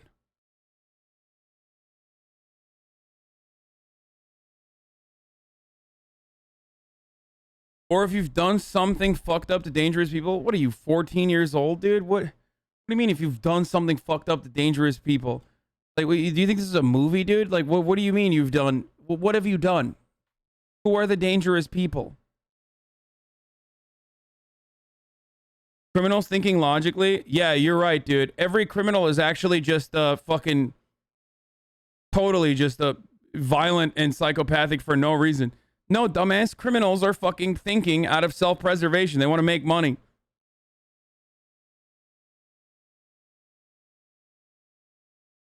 That's why they avoid houses where there's people in the houses.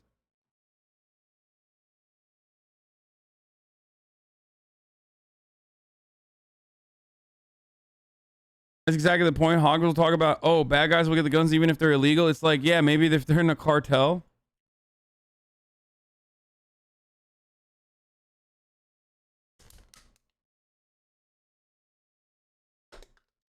Oh no, I think I robbed the mafia. Yeah, mafia gang, dude.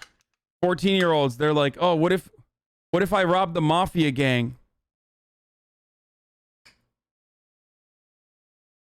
Five-man team is certainly going to be logical if they're that organized.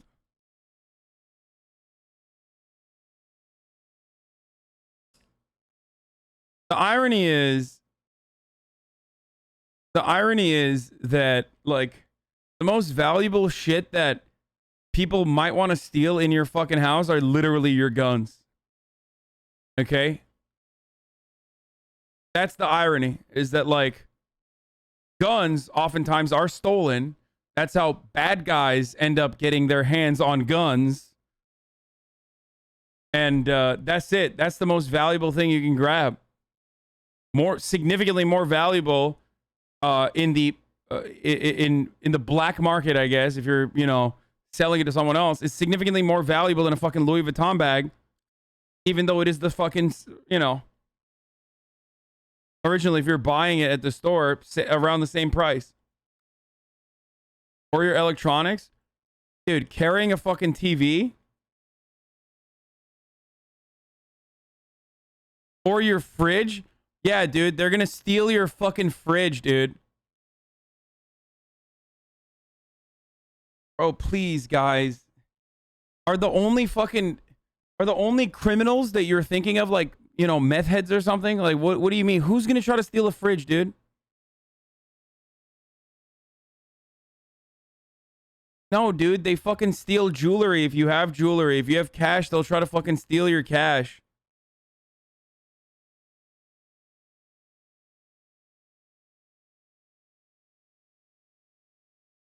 This is not like a 14-year-old TikTok devious lick, dude.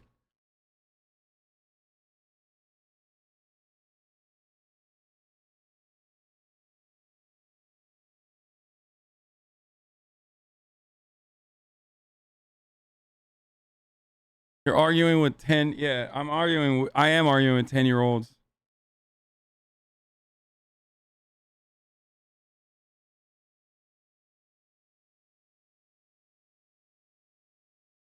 Between 2 and 5 people storming your home with quick and overwhelming force. And while I'm talking about preparing for more likely before less likely, I see people buy $800 handguns, and then they'll go out and buy $40 boxes of ammunition. But I can't get them to spring for the $5 it would take to buy batteries and make sure their smoke detectors work. You must prepare for the things that are more likely.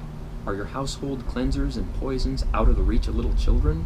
Now, I don't want to belabor this point, but my brother is a deputy sheriff and has been for over 25 years, and in that time he has never shot at anyone, nor been shot at. But Bro, this dude is so funny. I mean, he's right. Bro, this motherfucker has more kills than his deputy sheriff brother, dude. That tells you something about fucking small town sheriffs. I bet his brother, though, on the other hand, literally thinks that, like, he's under attack every day. You know what I mean? Thin blue line. And saved the day with a home fire extinguisher just like this that he paid 25 bucks for. Those scenarios that are more likely before those that are least likely. Now, there's one other home security device I want to show you. There's one more thing I want to show you for home defense, and that's a dog. Now, she's a Newfoundland and he's an Irish Wolfhound, and in reality, she's about as mean as a marshmallow and he's about as tough as tapioca. But that's not really the point. The main thing is people who would come into your home uninvited usually don't like dogs of any kind, let alone a dog this size. And the main thing a dog can do for you is bark. A wiener dog can do that.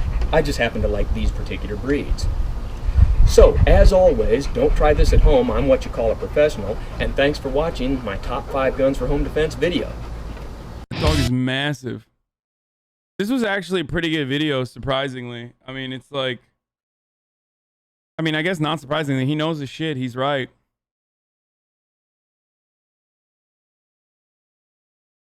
I can't believe he got a horse for home defense. You're so full of shit. My guns are not the most valuable thing they could steal. They could nab my virginity. His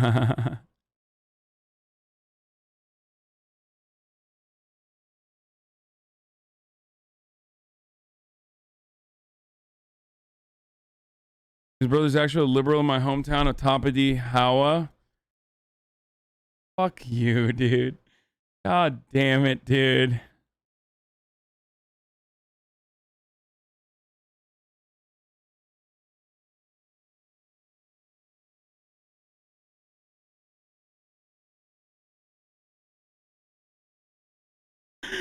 You fucking asshole, dude. Okay, I'm sick. I'm sick of you motherfuckers. I swear to God. Y'all suck, dude.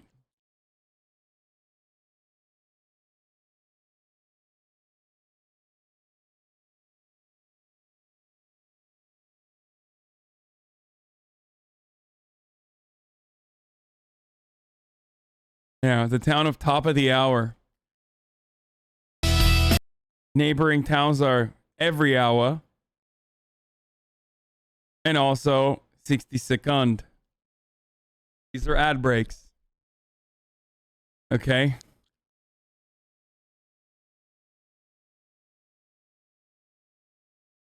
Six things you do that gets you arrested after a self-defense shooting.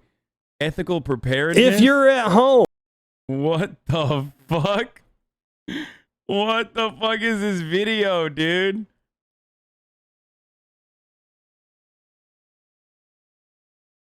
Okay, let me tell you something. It's top of the hour every hour. It's time for a 6-second ad break. Yada, yada. You already know. You no longer want to see the ads. All you need to do is subscribe. You can do it for fucking $4. It's September. You can do it for free. Okay? With a Twitch Prime, you can use an ad block or a VPN. Okay?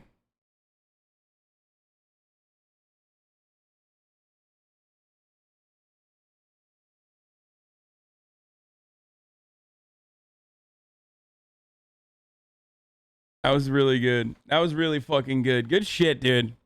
Here's the 1 minute ad break now. Literally sliding in DMs and throwing ads. Nice job. And you sort of shoot a burglar in your house. Or if your sex swing is hanging in the living room or whatever you freaks have out there. What? This video took a very weird turn immediately, dude.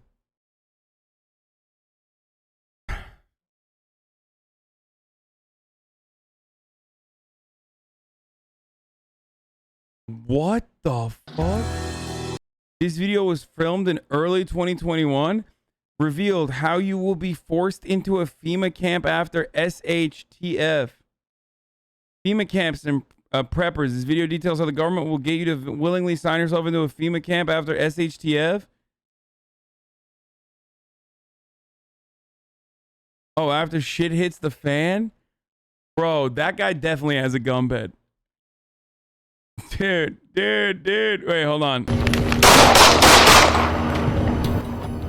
Folks, self-defense shootings can many times be chaotic scenes that could result in you accidentally getting killed by the responding police or also getting wrongfully arrested for defending yourself. So watch this video to save your butt.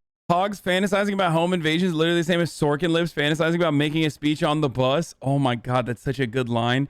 Meta trousers. Fuck, you are so right. Yeah, it's the fucking... It's the Sorkin lips fantasizing in the shower about how well they could have like epically owned someone in a brilliant argument. But a second time after you just saved your butt the first time from that violent criminal. So stay tuned to learn what 90% of the general public out there doesn't know. Freedom seats for everyone! That's just fun as can be. So folks, that's a 20-year police veteran and then also somebody that's been unfortunately involved in a self-defense police action shooting myself. Unfortunately, I've got personal experience in this subject matter. So my hope with this video is that you...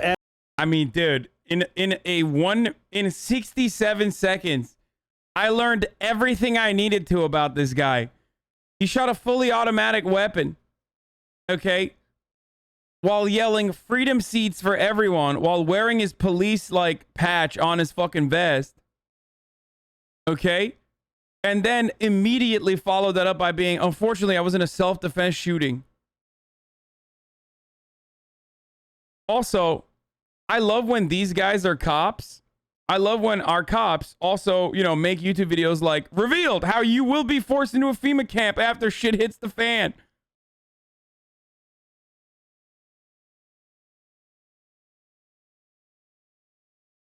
Jesus Christ, dude. As the viewer can learn more about what happens to you both physically and mentally and legally after a self-defense shooting so that this will help better prepare you for when that moment of truth comes. So folks, here is tip number one for if you are ever forced to have to shoot a bad guy in self-defense. And tip number one is to not, absolutely do not, if you can at all possible, do not still have your firearm in your hand for when the police arrive. When the police get... Yeah, when he was a cop, he shot someone in self-defense when someone had shot someone else in self-defense. You know what I'm saying? He rolled up and was like, he's got a gun! And then he shot him. Dispatched on things, they many times get very little information when they get dispatched. So when they arrive, they're not going to have very much information. Bro, what? I'm so scared of other these than videos. just a person shot.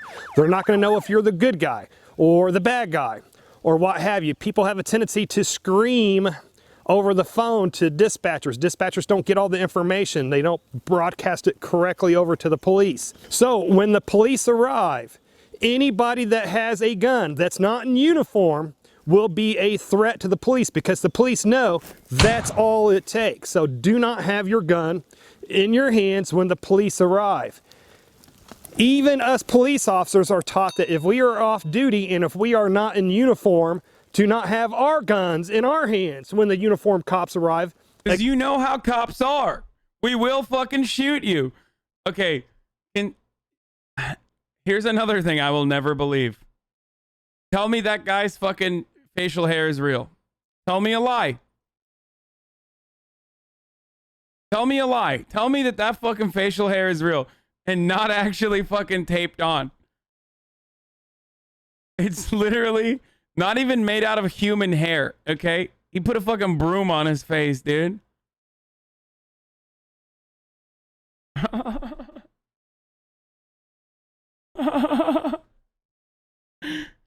It's real and he used a fucking straightener, bruv. No shot.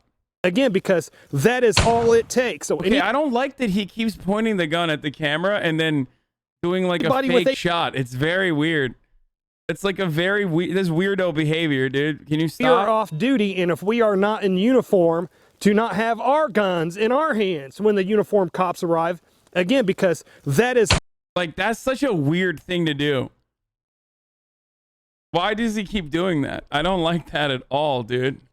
All it takes. So anybody with a gun in their hand, in actuality, anybody with a gun in reach that's not in uniform will be considered a threat to the police. Now, if I were involved in another shooting and I was near my car, I would probably put my gun in my glove box in my car if I could safely do so before the police arrived. If I was at home, probably stick it in a nearby drawer. Again, if I can safely do so. But I would just try my best to not have my gun in my hand when the police arrive. The simple fact is you would hate to save your life from a bad guy just to get killed by the cops when they arrive because they don't know what's going on and you appear, even for a split second, to be a deadly threat to them. And here is tip number 2 of things. Again, accidental self-report, but like, cops are bloodthirsty murderers. They will not investigate. You will be killed. Never to do after you've been forced. I mean, he's right. I mean, he's literally right. To shoot a bad guy in self-defense, and that is don't scream over the phone when you call 911. Again, screams are not easily understood by dispatchers. So if you're screaming, oh my gosh, I just shot somebody, the dispatcher may not be correctly understanding you or what's going on. And when the dispatcher doesn't understand you correctly, then they relay bad information over the radio waves to the cops that's going to be responding. So the more information that he loves this.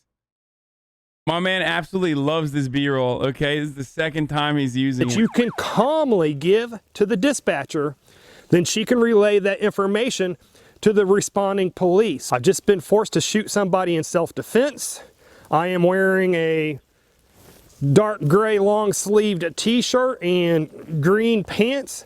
I am at the Safeway grocery store parking lot located at whatever intersection. Again, I was forced to shoot a bad guy in self-defense that tried to rob me. Please start help and start medics. Now, as soon as you hang up from 911, the next thing you need to do is to call like Firearms Legal Protection, who will have an attorney that will answer and you say, hey, I just got involved. Dude, what the fuck, dude? America is so fucked up.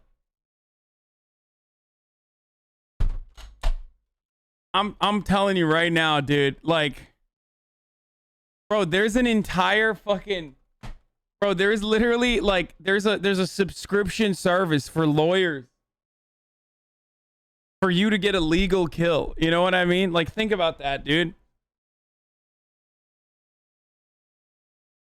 For just $9.95 monthly or $109 annually,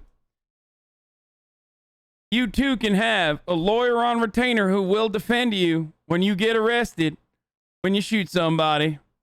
A self-defense shooting. By the way, they also, the NRA literally gives you like you get this. What do you call it? You can get this when you get a concealed carry license, right? They give it to you. Like they give you, there's like literally a fucking card that you put in your wallet that tells you what you need to do and a number that you need to call and like what you need to say to the cops and shit like that, right? Here's what happened. The police are on their way and they're going to tell you exactly what to say. Oh my God, bail bond protection up to $250,000. Happened. The police premium are on their way and they're going to tell you protection in all 50 states, bail bond protection up to $250,000, expert witness and investigator fees, counseling support, lost wages reimbursement. Exactly what to say.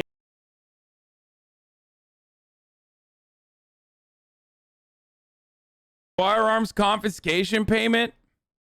There's a mobile app, dude. Or do. What the fuck's in the mobile app? Oh, you get benefits for the spouse and for all minors.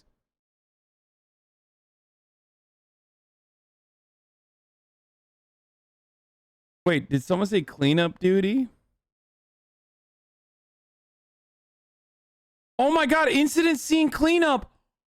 Oh my God. Oh my God, dude. Incident scene. Oh my God. Bro, this dude. This is part of the video is literally his sponsor. Yeah, no, I see what's going on. Because you defended yourself, then Firearms Legal Protection will provide you with free expert self-defense attorneys that will fight on your behalf in court. They will provide a free expert self-defense attorney that would normally cost thousands and thousands Okay, to dude. the responding are going to have a lot of technical questions because... Okay, this video sucks. Family plan when your 4-year-old goes ham on someone. Hey, do you have a rascal in the terrible twos and a Winchester standing around, not in the fucking lockbox? Did your little rascal in his terrible twos decide to start shooting a bunch of motherfuckers? Guess what? Get the expert services of Lachlan lawyers. And they'll come do the cleanup when your baby murders someone. In self-defense, of course. They are going to have to recreate that scene. They're going to have to thoroughly investigate that scene because there's a dead human there. And don't sweat it that they're going to ask you these technical questions, because even when us police get involved in a police action shooting... Yeah, dude. Did your 2-year-old toddler and his terrible twos break into the gun bed and shoot your bitch wife in the face? In a matter of self-defense, of course. Oh, Jesus Christ. This is... Oh, man.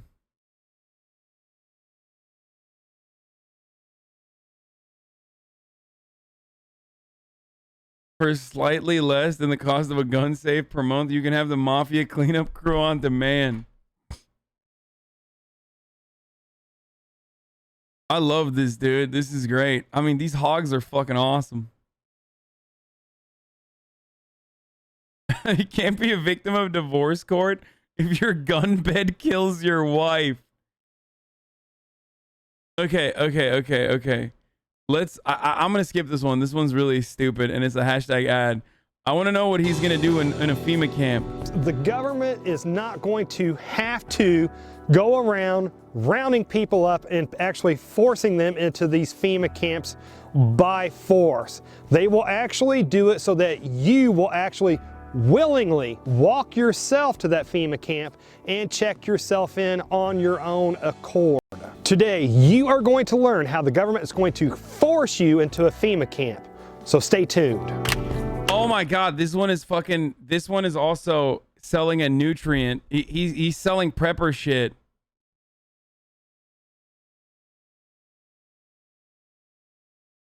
Look at his fucking website, ethicalpreparedness.com.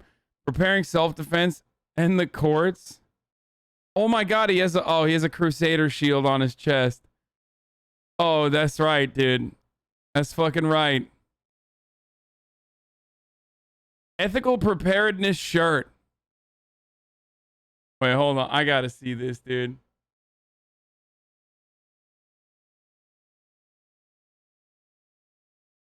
Why does he have the Crusader shield? I wonder. I wonder why he's selling the Dave's Vault package.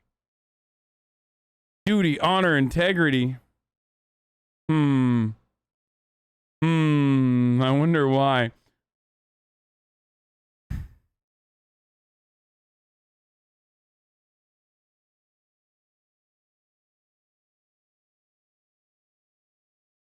Yeah, that's right, dude.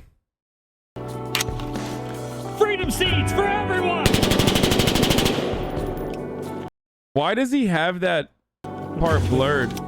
That's just funny. So with having this prepping channel for several years now, I have seen over and over again, time and time, how a lot of preppers have a huge fear that the police and the military, after The UN are gonna come to your house, brother. SHTF, that the police and the military will round everybody up and force them into FEMA camps. So today's video is actually going to talk about how they will actually force you into those FEMA camps. And I want to give my blood cousin props or a thank you for this video idea. This was his video idea and not mine. So hey, thank you, cousin. So first things first, the government is not going to have to go around rounding people up and actually forcing them into these FEMA camps by force. They will actually do it so that you will actually willingly At least he wears the fucking plate carrier correctly. Like, at least he still fits. You know what I mean? A lot don't. They just fucking rock it on their belly. Walk yourself to that FEMA camp and check yourself in on your own accord. Now, the way the government can do this is by actually controlling the food. And then once the government controls the food, then they can restrict that food. And then they can make people so hungry by restricting that food, by not giving it out. They can make people so hungry that then the people get so desperate out of starvation. Again, the people will then actually walk themselves to that FEMA camp. Oh my God, this is awesome. And he's gonna be like, and the way to avoid that is buying my prepper food. This will give you 72 days worth of preparedness right here. Is nutrient dense prepper food. 25-year shelf life will help keep you in fighting shape after shit hits the fan. And check themselves right in. Now, the government won't just come right out and say, hey, we're restricting the food to force you to come here. They will give whatever excuses that they can give to actually get you to come to those camps. They'll say, we don't have enough food to go to really spread it all out. You got to come here for it. Or they'll say, we don't have enough manpower to get it out there. You have to come to one of our rescue center camps in order to get it. Now, they won't call it a FEMA camp. They'll call it a rescue center or something like that. They won't want it to have a scary name to it. So they will, again, restrict the food, get you so desperate from starvation. This gear company essentially has the 14 words on their website. Wait, shut the fuck up. I mean, dude, this shouldn't come as a surprise to any of you if you've ever been to a gun show, and I highly recommend you go to one. It's fucking awesome. Unless you're like, you know, visibly a marginalized person, like if you're black and you're not wearing like some real fucking K-Kona shit, or if you're like, you know, just if you're privileged enough to be able to hide amongst the whites, okay, I highly recommend you go to a fucking gun show in the South, or a gun show in the South, as I have done in the past. I'm gonna tell you something, dude. So much Nazi shit, okay? Like the most Nazi shit, dude. So it's not necessarily surprising that this Ethical Preparedness website is selling you like Deus Vault shit. First Spear emerged as a bloodline of industry innovation founded by a team of experienced industry professionals and former U.S. servicemen. Centurions were guardians of Rome. At the height of the Roman Republic, there were over 5,000 qualified Roman centurions in the legions. To be a centurion required that in a mostly illiterate society, one be able to read and write clearly, to be able to convey and create orders, to be capable of not only performing every skill of a Roman soldier, but to teach every skill of a Roman soldier. I've been to countless gun shows in the Northwest. No Nazi shit. I'm surprised. I've only been to gun shows where they sell Turner Diaries. They sell the Anarchist Cookbook. You got fucking undercover ATF everywhere. 100%. Like undercover ATF and FBI everywhere when you go. And also fucking Nazi memorabilia. And you ask them, like, what's up with this? Like, why do you have this? You go, I love history, brother. Well, I got it. Guess I love history. Why don't you have any Soviet stuff? Not that kind of history. When Rome fell to the barbarian... Oh, wait. Where is their philosophy? When Rome fell to the barbarian invaders, there were fewer than 500 qualified centurions. First Spear dedicates our efforts to present-day centurions, those willing to sacrifice to preserve our heritage and secure our future.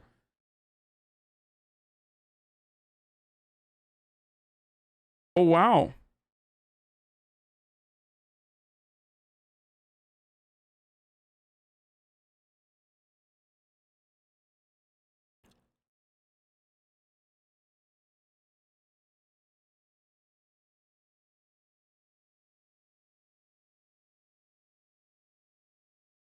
They always have Nazi knives and flags. They have yeah, they have an insane amount of Nazi shit. Of course, an insane amount of Confederate stuff too, but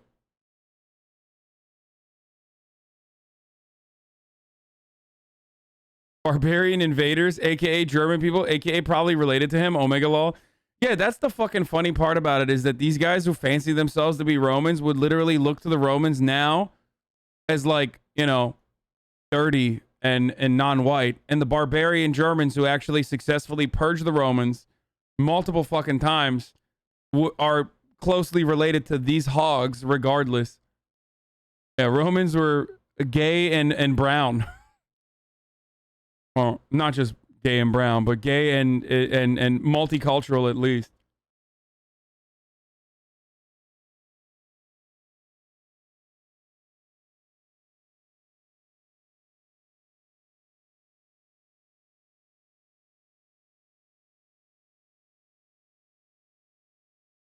The legal team that sponsors it want to let average people kill like cops? That makes sense, dude.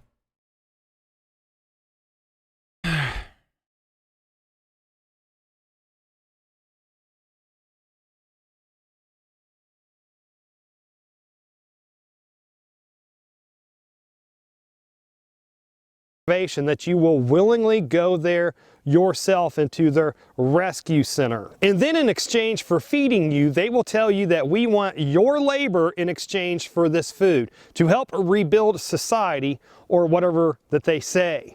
Then once you're in there, then you're going to realize that you're not allowed to leave. Now, they're not going to tell you, you know, you're a prisoner now. What they will tell you is, hey, once you come in here, you're not allowed to leave for security reasons. There's bad people out there, or whatever reasons they come up with. They're going to say, if you come here and we feed you, we're going to want your labor in exchange for the food and the medical care or whatever else that we give. Dude, I love dudes that you know, live like this. I love dudes that live like this, that have just an entire arsenal of weapons too. It's wonderful that, like, that guy has more weapons than you know, like enough weapons to fucking gear up an entire assault team. Great. The Warrior Poet Society dude's a freak.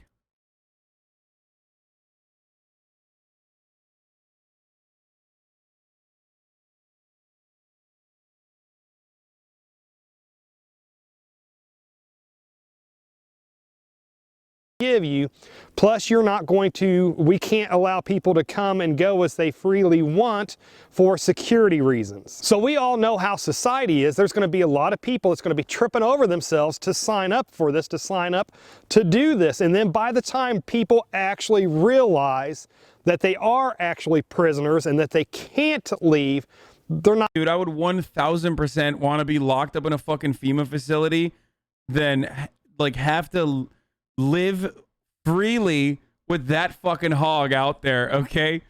Like 1000%, okay? Let me just be honest with you. I would straight up be gladly in a fucking FEMA facility, you know, eating my fucking nutrient-dense paste or whatever the fuck they got, protected by the fucking American military from literal barbarian hogs like this one with their broom face and their fucking, you know, fully automatic rifles that he should not have, but he has for some reason, running around going, yeet, yeet, motherfucker, I'm gonna take all your paste. Their freedoms in exchange for safety and whatever else. Now, this video is actually meant for you folks that are actually worried about the government forcing everybody into FEMA camps. As a 20-year police veteran and someone that's worked in the government for 20 years, I know how the government works. Dude, I love that, like, dude, that's the wonderful part about America, is that we have so many fucking literal tyrannical hogs that talk about how tyranny, like, talk about how terrified they are of tyranny. But they themselves, like, they are the fucking ones that 1000% are the ones who are doing the tyranny. The government doesn't want everybody in camps. The government would rather have people sleeping in their own homes and having to dispose of their own waste and stuff like that, because we have to remember that when the government has somebody in a camp, they have to pay for that person's food. They have to, you know, make ways to dispose of that person's waste when they go to the restroom. They have to take care of that person medically. They have to provide a bed for that person, etc. So again, the government just doesn't want everybody in these camps. They might want the free labor and stuff like that, but they don't really want to house people at the same time. Now, I know the United States has a pretty big prison system, but the amount of prisons, the amount of FEMA camps, You don't say. that they would have to do across the country to put everybody in some type of a FEMA prison camp, it would just be more infrastructure than what the government could handle. Again, they just would not be able to have enough walls, enough fencing, enough beds, enough guards to have everybody inside of a FEMA camp. Again, as much as the government would like your free labor, Wait, why did he just disprove that, like, why did he basically just disprove personally that, like, FEMA camps are just not gonna happen? Like, it's like physically impossible. In a video where he's talking about how the government wants to lock you in FEMA camps. in rebuilding society or whatever, they'd much rather have you sleep in your own house, sleep in your own bed, and disposing of your own waste and all that good stuff like that. But anyways, if you are one of those people that are really worried about the government putting everybody into FEMA camps after... Oh my God, it was a debate. He literally spent like the first 4 minutes saying it's gonna happen, and he's like, yeah, just kidding, it's not gonna happen actually. But if you are one of those fucking freaks who think it will happen, probably because you watched my video for 4 minutes, then, you know, you can buy this prepper shit that I'm selling. SHTF, the way that you can combat this, the way that you can keep yourself from being one of those people that willingly go in and check yourself in, is by being as self-reliant as possible, and also as much food independent as you can possibly be. HasanAbi, why do you attack and insult people who don't have the same opinion as you? Don't you think that's kind of messed up? No. Stockpiling as much long-term storage food that you can, and also learning how to produce your own food that will keep you from becoming so hungry that you check yourself into the camp out of desperation and starvation. So what I like to do for myself is I like to have a full year's worth of food for me and my family that will feed us pretty close to 3,000 calories per day per person. Again, for what? 3,000 calories per day per person for a whole year? No shot, dude. Unless he's just like straight eating lard. Like, what the fuck? What are you, just eating like Skittles? Yeah, I have like 10,000 pounds of Skittles in the back here, and we're just gonna eat straight Skittles, actually. Like, what, how? 3,000 calories during the apocalypse, dude? What do you have, a fucking... That's insane. That's like so much food.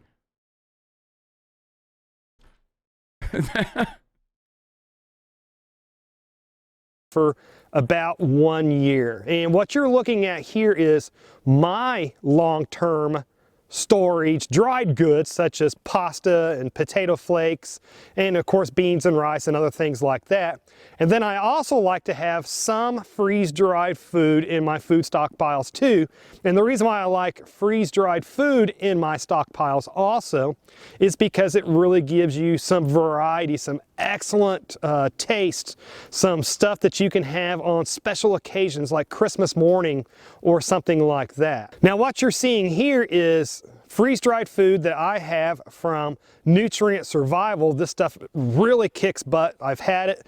I really enjoy it. It really tastes great. It stores for 25 years. And oh, that looks like shit, dude. it's actually pretty decent for you to eat and will keep you in fighting shape for after SHTF. And if you're interested... Bro, just fucking kill me at that point. You know what I mean? Like, if that's what the triple mac and cheese looks like, dude, fuck it. Let shit hit directly the fan above my head, okay? In checking out Nutrient Survival's food, I'll put it Even he had to say pretty decent. Like, he couldn't even lie and be like, it's delicious. affiliate link down below. You can check them out if you want to. Then the other thing I like to put into my food stockpiles, I don't have a whole lot of this, but I do have some, which is canned goods. Again, these will add variety and extra nutrients, plus it can actually help make your other food go further, you know, like pouring soup, canned soup over your rice that you have in your long-term storage stockpile. And then another big thing that I like to do besides having my food stockpiles and also practicing gardening is I am a huge proponent of learning how to garden and then also harvesting heirloom seeds. You've heard me say this hundreds of times now in my videos, but it's so important because with those heirloom seeds, you can harvest those seeds out of what you grow and what you harvest.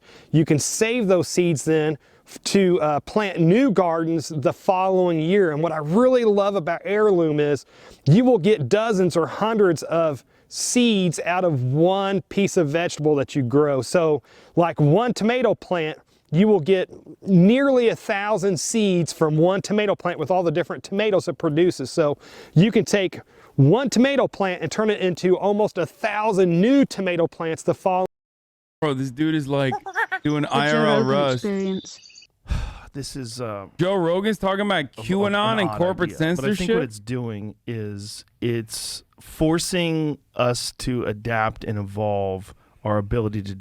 Dude, there is nothing more American than being like, even in the apocalypse, I'm eating triple cheese mac and cheese, and I'm maintaining a 3,000 calorie diet. Like, the apocalypse happened, and this motherfucker's still trying to have 3,000 calories for his son, his daughter, his wife a day. Like, bro, what are you trying to bulk during the apocalypse, dude? He's trying to put on muscle mass, dude. Oh, dude, that's great. I love that. To detect bullshit. You know that 3,000 calories still have what they normally consume? No shot, dude. Like, folks, I eat 2,100 to 2,500 calories a day. Okay? And you see me eat a whole bunch of it. That's nuts that these guys are like, 3,000 calories is like a decent amount of food, man. Unless you're just like eating straight sugar.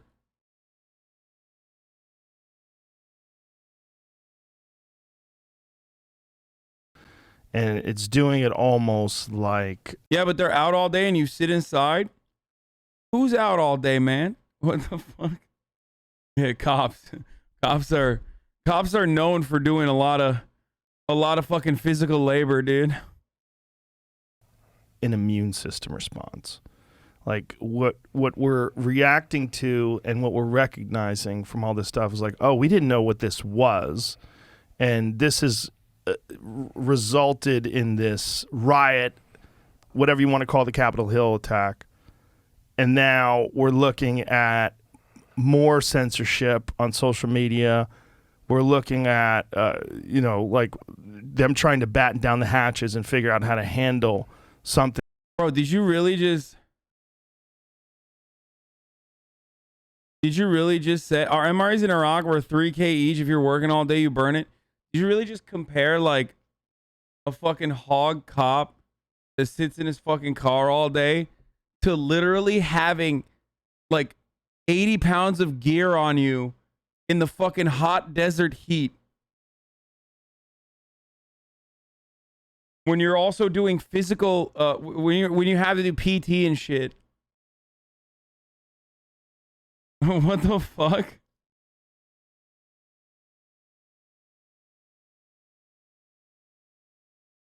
And also, by the way, the MREs are literally fucking just all sugar, pure sugar. Than like QAnon or the people that were allegedly promoting these ideas. A lot of them that are banned from social media, the stuff that you highlighted in your show. We have to figure out what's true and what's not true. And so there's been some sort of draconian measures that have been suggested.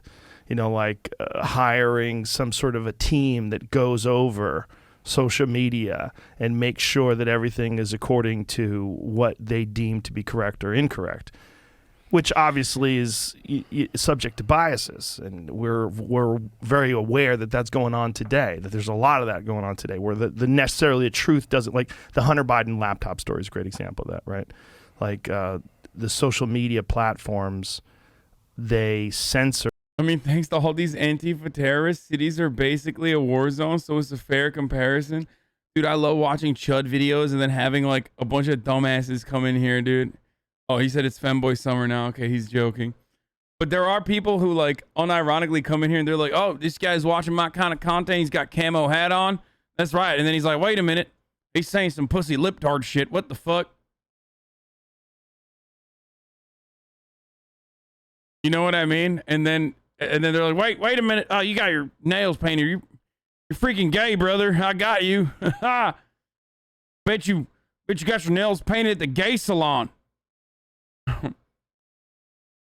They just like hurt themselves in confusion when they see me fucking bearded and with a fucking, camo hat watching hog videos, and they think they're in good company. News from the New York Post, one of the oldest newspapers in America, on the Hunter Biden laptop story, because Bro, the New York Post is dog shit. Shut the fuck up, Joe. God damn it. Why does Joe talk about matters that he has no fucking... He just has no idea. He has no comprehension. He's just talking out of his ass, dude. The New York Post is not a fucking... It's a rag, dude. It's literally just dog shit. It's a horrible newspaper. They decided that somehow or another it was propaganda, or somehow or another it was not good to get that information. But it was news. It was real news. It was a real story. Yeah. Hunter Biden's cock was real news.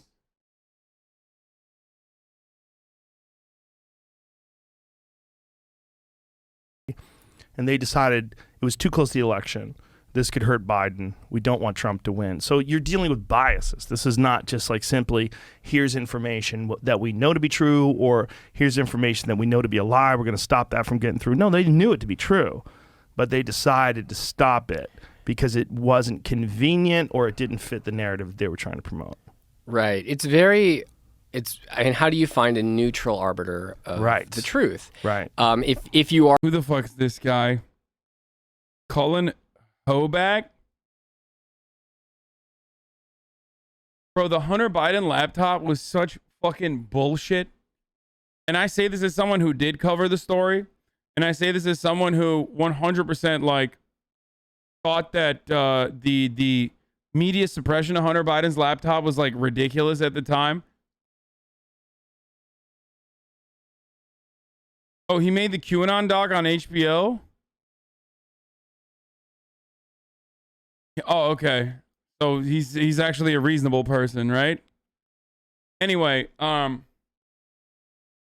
Compromat obsessed libs. The Compromat obsessed libs, it is real news.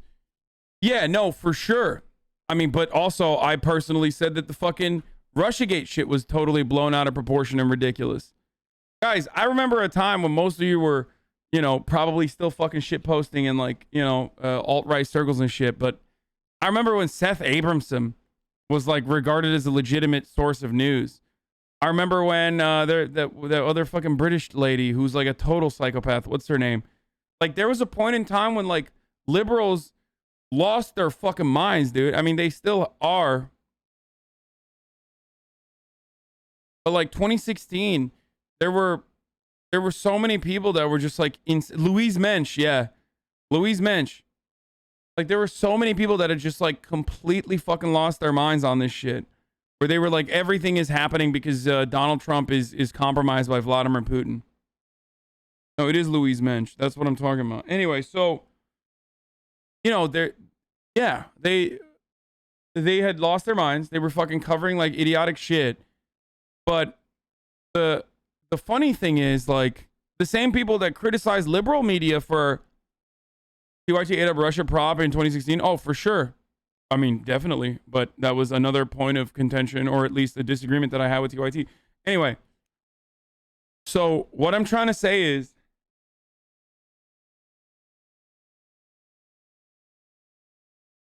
You did early days. I didn't think it was bullshit, but you made me realize it was before some of the Gen Pop caught on. So those very same people that were shitting on the Russiagate stuff then turned in and were like, why aren't we covering Hunter Biden? It's like, dude, what the fuck do you mean? It's basically the Republican version of Russiagate. Perhaps even worse than that. Like, it's even dumber than Russiagate. At least you can make an argument that, like, Russia is another country, is a foreign adversary. They actively want to disrupt our elections. They have a vested interest in a similar capacity that we often disrupt other countries' elections in way worse ways, in way more direct ways, right? But, like, the Hunter Biden laptop was so fucking stupid. They were saying, like, oh, the big guy. Oh, I bet the big guy is, like, you know, Xi Jinping. Or the big guy must be, you know, they're getting kickbacks. Like, every little thing that they fucking latched onto, including the way that the fucking laptop was, the way that the laptop came into the hands of the New York Post was just bullshit. Like, it came from fucking Rudolph Giuliani, man. Are you kidding me? Who got it from, like, some fucking QAnon computer, like a blind QAnon guy who fixes computers. Give me a break. Give me a fucking break. And it didn't stick. One, because there was a mass suppression from the media. And I do get annoyed whenever they fucking do this. Why are you lying? You play defense for libtards every day. You sweat the Hunter Biden shit under the rug, you libtard. No, I fucking love the Hunter Biden shit. I covered it positively, motherfucker. I literally not only covered it, but I covered it positively.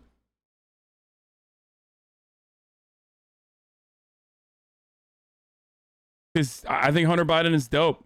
Anyway, as I was saying. But ultimately, there wasn't like these like grand conspiracies beyond like Hunter Biden totally using the last name Biden and, you know, getting jobs in places that he had no business getting jobs in.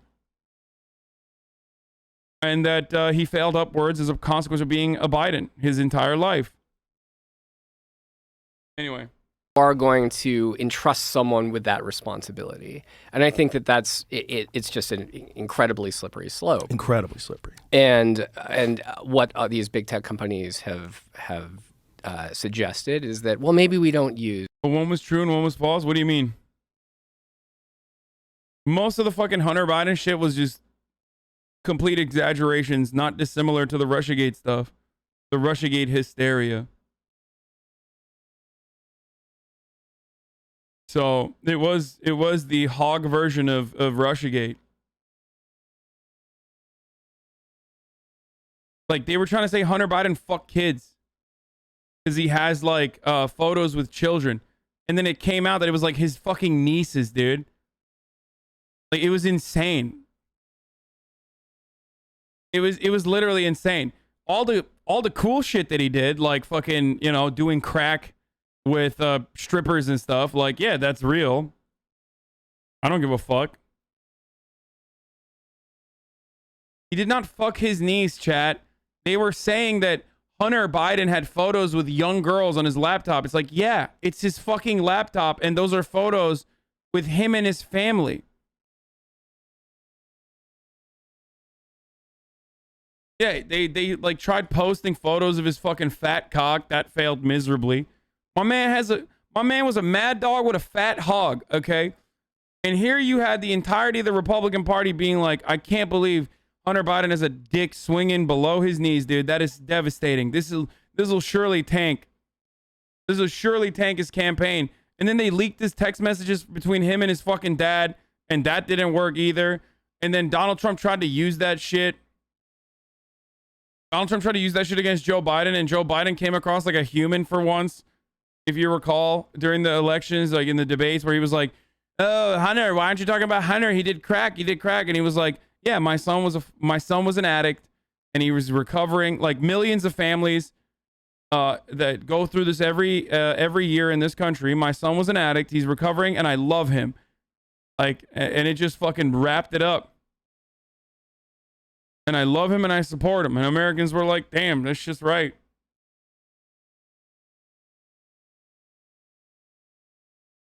use humans, maybe we use algorithms, right? We're trying to cancel him for calling his lawyer the N-word, dude. You know, to moderate everything, and you know, the algorithms had that in many ways had bolstered something like Q, because they're basically sociopathic when it comes to just trying to drive attention as much as possible. So now they can kind of invert those algorithms. Compared to like Russiagate that only had 12 people actually convicted of crimes around it. Wow, convicted of crimes around it is doing a lot of fucking work there, my friend. Like, ultimately, a lot of the people that were convicted during the Russiagate shit were horrible monsters, but they weren't convicted because they were like collaborating with the Russian government. They were convicted for other shit, which, by the way, don't get me wrong, they should be convicted, and so should the fucking Democrats that literally do the exact same shit on a daily basis, including like Podesta, who worked with what's his face, Donald Trump's fucking campaign manager, Paul Manafort. So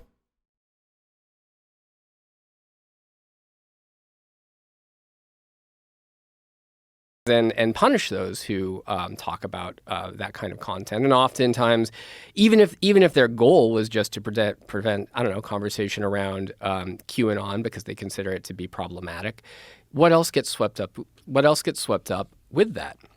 I mean, I saw a lot of people who were reporting on QAnon, maybe coming from the side of critiquing it. Their videos were being wiped out. You know, people who were documenting January the 6th, their content was being wiped out. People who were critical of QAnon, they had websites that were sort of on the other side. That was being wiped out as well. And that's because, of course, it's sort of this blunt force that an algorithm wields. So people that were analyzing the movement from a critical standpoint, people who are looking like how ridiculous this is, look at this, they had their chance. They only forgave him because he did rich kid drugs. Hunter Biden was forgiven because he did rich kid drugs. Hunter Biden did rich kid drugs. My man did crack, bro. What the fuck are you talking about, dude? If crack cocaine is rich kid drugs, then what is a poor person drug, dude? He did fucking crack. He was only forgiven because he was a rich kid, but never say that he did rich kid drugs. Are you fucking kidding me, dude? My man was like one step away from fucking doing crocodile, and you're over here being like, oh, I can't believe he did rich kid drugs. Like, what the fuck? He was doing crack, dude. What the fuck? Channels wiped out. Yeah, he did the proletarian cocaine. Like, he literally did the cocaine of the working class. As well? Yes. So any content on QAnon, they just want to erase it from the internet, essentially. That seemed to be the initial response. Yeah. It's so strange that they all move together in sync. I mean, I think that if I did not have, you know, HBO in my sails with this project, it wouldn't have seen the light of day. Really? Like if you tried to put it on YouTube, you think? Oh yeah, yeah. I mean, when we first released the series, you know, there were some articles floating around like, oh, maybe this is going to make things worse. If I typed in Q into the storm into YouTube, it wouldn't auto-populate at a certain point. It started out auto-populating and then that went away. So, yeah, I wouldn't feel confident at all that, you know, if we didn't have a gorilla in our corner, that this story that revealed ultimately who was behind QAnon would have been able to find an audience. And that shout out to HBO. Shout out to HBO. I mean, they really had my back. They've been amazing for decades. You know, you really think about it. I mean, they're the people that when Bill Maher's show Politically Incorrect got pulled off of what was it on ABC? I forget. Yeah, I'm not sure. Network television. They immediately took it, brought it over, turned it into real time, and made it even better. You know, it's uncensored now, and it's, in my opinion, Real Time with Bill Maher is probably one of the very best social commentary shows and comedy shows that like really doesn't pull any punches. Oh my fucking god, dude. Yeah, the subversive Bill Maher. I can't believe that HBO's having such a hard time keeping the subversive commentary of fucking Bill Maher, dude. It's literally an old alcoholic sex pest constantly fucking whining to a camera about cancel culture every fucking week. There's nothing like edgy, There's nothing subversive. There's nothing scary for HBO about liberal ass Bill fucking Maher, who basically is just whining about young kids and how fucking spoiled everyone is. Okay? Bill Maher has not been edgy since his show originally got canceled in 2001. Then he said, the 9/11 terrorists were brave. You know what's not brave? Lobbing Hellfire missiles from 2,000 miles away. At least those terrorists were in those fucking planes. That was actually fucking subversive. There was a grain of truth in what he was saying too. Now he just says the N-word. That's it. And trust me, that's not exactly the same kind of commentary, okay? That's it. Is on any network ever. You want to hear something fucking crazy? So, yes, just yesterday I was talking with someone who's helping distribute the film, and I said, well, what about Amazon? You know, are we going to be able to put it out on Amazon internationally? And they said, well, as of the last year, they have stopped taking documentaries. All documentaries. What? You cannot publish a documentary on their platform. And the reason was because that I was told is because, you know, there was all this conspiracy, flat earth stuff, and they were getting blowback that eventually they said, we don't want to have to decide what we publish and what we don't, what's real and what's not. We're just Wait, Amazon published the Pentagon Papers. What the fuck's he talking about? Or a documentary on the Afghanistan Papers, did they not?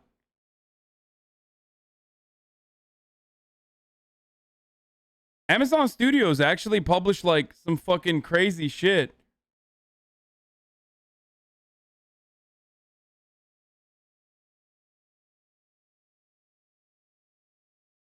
That was a fictional movie? No, it wasn't. Amazon Studios has been doing a fuckload of CIA propaganda. They have been doing an insane amount of like pro-CIA propaganda.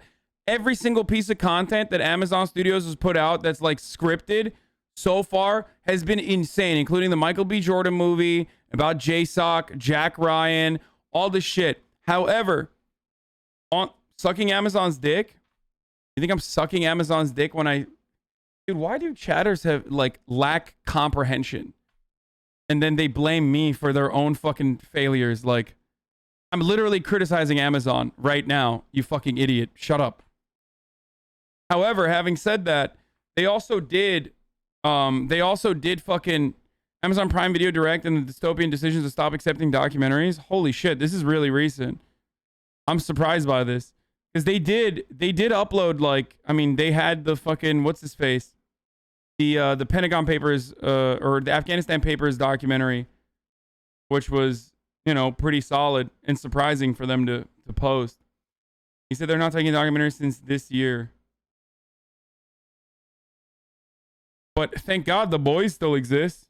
The Boys is like scripted content that is absolutely fucking anti-American imperialism. So, and probably my favorite show.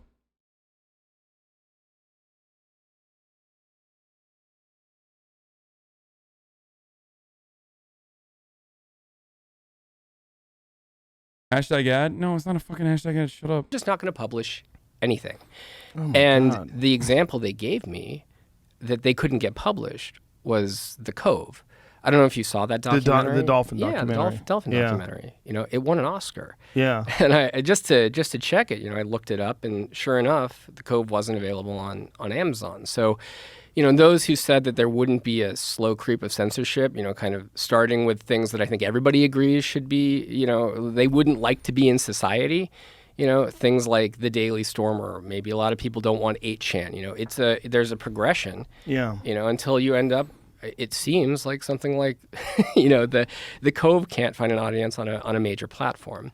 And I don't want to conflate government censorship with the corporate censorship too much. However, in a lot of ways, it does feel like the government has passed the buck to these corporations to do what they legally can't, which I think is the same thing we saw the government do with privacy, right? Like, they wouldn't have been able to get all of this data from us directly, but if you give it to a Facebook or a Twitter, it's very easy for the government to then go and get access to that information.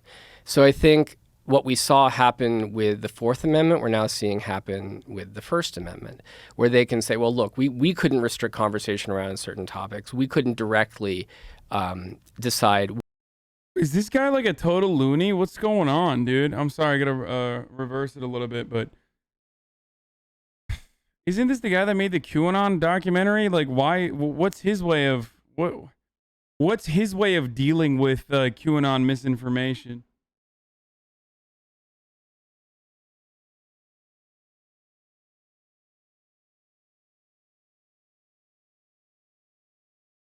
During the documentary, he seemed reasonable. Happen with the Fourth Amendment, we're now seeing happen with the First Amendment, where they can say, well, look, we couldn't restrict conversation around certain topics. We couldn't directly decide what's true or what's not. We're going to put that in the hands of these companies. And of course, these companies have intimate relationships with many members of the government. You know, there's a revolving door there. So I when people want to talk about limiting what we can say online or limiting disinformation to other things, I think that it's almost the wrong place to start. I think we have to go back to the privacy issues. And I actually think if we had not let privacy be eroded online, we wouldn't be having this debate. You know, because if these gigantic companies hadn't collected thousands of data points on us, you know, didn't know our fears, our desires, if they hadn't built these psychometric profiles, they wouldn't have been able to manipulate us, use these algorithms to drive us into echo chambers, which have really created these disparate realities. And now these disparate realities can't agree necessarily on a set of facts. Sometimes you're considered, you know, sometimes people will be ostracized for even talking to somebody from the quote unquote other side, right?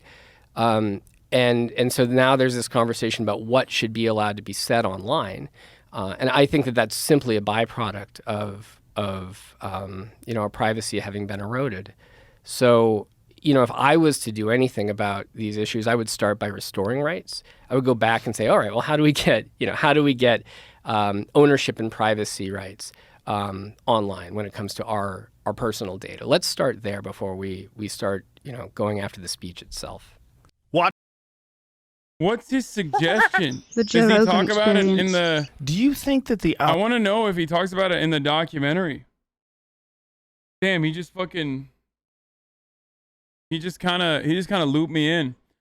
I mean, I do understand that because of the erosion of the First Amendment, the government does outsource censorship to private corporations, and private corporations literally do not do a good job demonstrably of dealing with the misinformation because their vested interest is in improving their profits, like increasing their profit margins.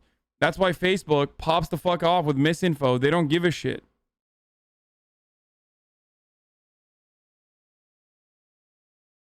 They want to keep you on the fucking platform. They know that, like, you know, crazy shit keeps you in the rabbit hole and in the platform for longer. So I don't know what he's just like, how are you going to combat misinformation? Does he not think it's a problem? Algorithms are designed to do this, or do you think that it's just a function of human nature that we tend to gravitate towards things that outrage us and then huddle up together in echo chambers? That this is just a natural tribal behavior, and that what the algorithms do is essentially just highlight what we're really interested in. They magnify it in a feedback loop, right? So you're right to say that humans do have these traits. You know, and I haven't designed the algorithms, but I've also talked to people who have, and, you know, a lot of it, they don't even understand how they work at a certain point. Like, they're off to the races. Have you seen The Social Dilemma? Yeah. Yeah. What'd you think about that? It's great. It's amazing, great. Right? Yeah. Yeah. You know, scary too. Like the conclusions that they draw. Oh, certainly. I mean, I made a film about 8 years ago called Terms and Conditions May Apply. You know, and that came out right before the Edward Snowden revelations. And when it came out, the initial response was like, oh, this is maybe conspiratorial. Surely the government doesn't have this much insight into our behavior and access to our devices and our personal information. And then the Snowden revelations came out, and then it was like, oh, well, maybe the series didn't go far enough. And back then we had talked about the idea of how is technology influencing us? How is it changing us, manipulating us? And it didn't feel like that was the biggest story at the time. And this question of privacy and how our rights are being eroded through these agreements that nobody ever really reads, and you could find all kinds of juicy tidbits hidden in there in terms of what the companies were actually doing, and kind of revealing this unholy collusion between the government and big tech. But at the time, people would often say, well, what's the cost? What's the big deal if they're mining my personal data to serve me with ads? Yeah. And I'd say that the environment we find ourselves in now is the cost. Do you do anything to personally protect your data? Do you use DuckDuckGo for searches and things along those lines? You've Brave as a browser. Do you do that stuff? All that, bro. Yeah. What the fuck? No, you don't, dude. Anyone who says they use DuckDuckGo that think that is protecting their data is so fucking stupid. How are you gonna fucking constantly talk about government surveillance and then be like, oh, DuckDuckGo? It does, you idiot. Okay, dude. Yeah.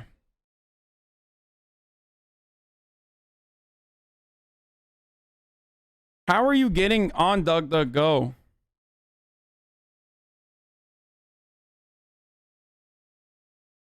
You're still using your phone or a computer. You're using the internet.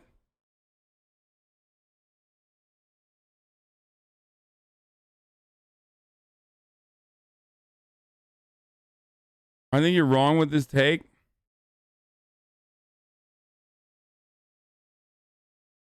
I stopped after searching horse in image. It's pretty much animal bestiality in the first page of images. Fuck that shit. Wait, what the fuck?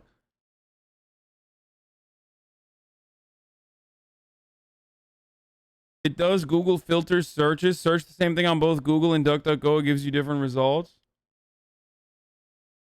What kind of hidden truths are you trying to see, dude? Just porn? Weird fucking porn? Is that why?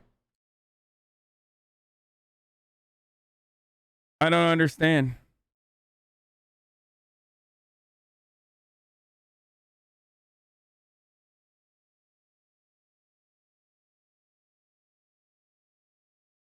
Is part of it. DuckDuckGo doesn't cover everything, but you can use a lot of precautions to stay anonymous on the internet.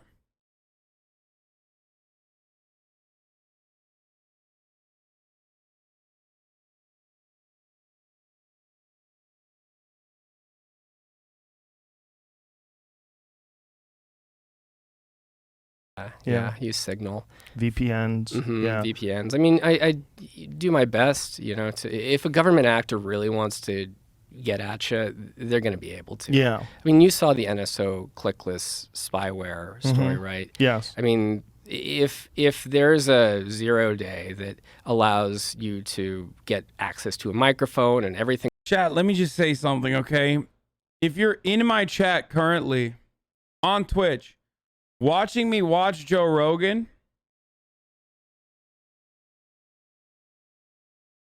you can use Google instead of DuckDuckGo, okay? You've already lost the plot. Newsflash, you're literally compromised, okay? Just use normal Google and that's it.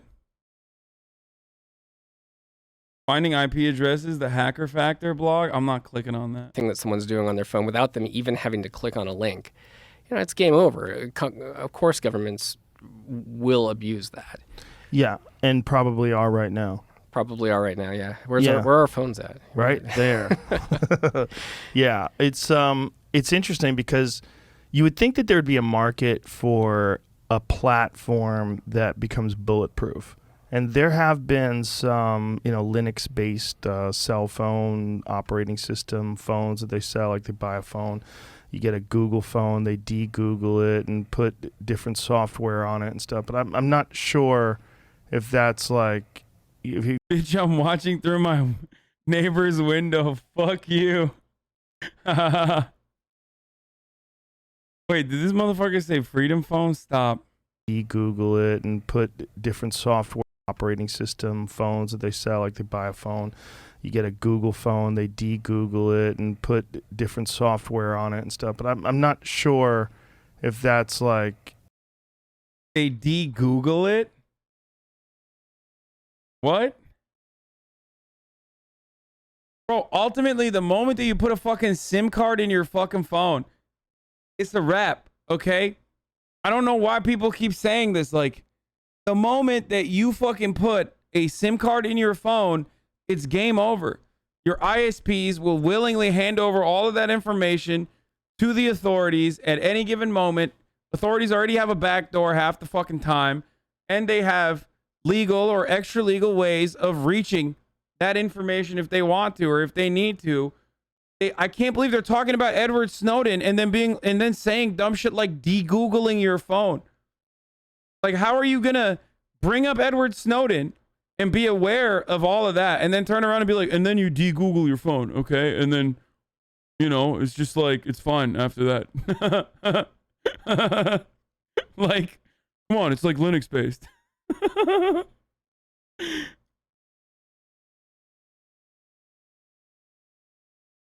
if you're deluding yourself into believing that you're actually protected with that stuff, or you actually are protected. Right. I would think they could work around all those things, especially something that's, it's essentially like open source, right? Like if it's a Linux-based operating system, there's some super geniuses out there. I'm sure they're going to be able to hack into that. Yeah, I think with stuff like Signal, you're just protecting yourself as best you can. Right. You use something that's end-to-end encrypted. You're doing better than 99% of people who are Right. out there. You're making somebody really have to work to get access to your stuff. And if you're using a VPN and you're using DuckDuckGo, then you're minimizing your digital footprint. And you're not worth as much to these companies, and they're not able to manipulate you, I guess, in the same way through these algos. But let me ask you this. What would you do about the algorithm problem, right? Because on the one hand, algorithms are necessary for something like a search engine. On the other hand, they drive the most sensational content, things like QAnon, and I think have largely facilitated the situation we find ourselves in now. Watch the entire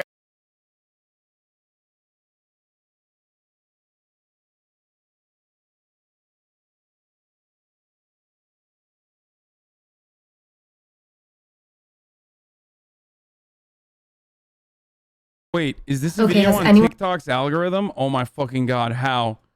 I need to know what the sauce is. Because speaking of algorithms, dude, Facebook is one thing, okay?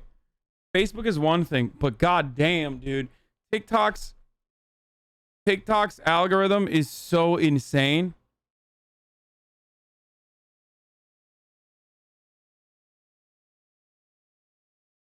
What, dude? Marjorie Taylor, what does she do? Simple meme that you would find on the internet, but this meme is very real. The Green New Deal, surprise, serves China and China only. You can go ahead and put number 1 up. That's right. That's right.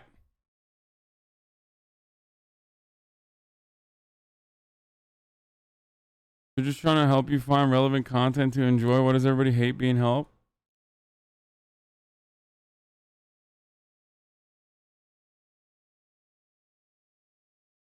I did a test DDG and Google search for the same thing. This is how different of a result you get after DDG shows you the truth.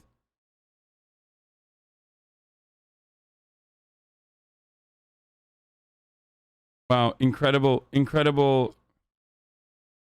results, chatter. Thank you, undead person.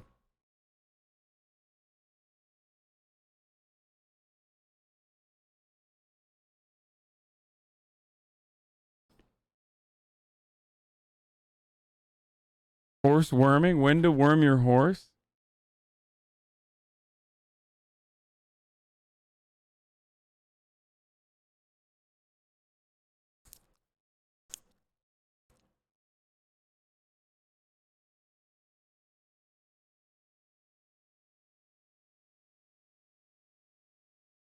I don't know if I should click on you guys' dumbass memes. I'm like worried.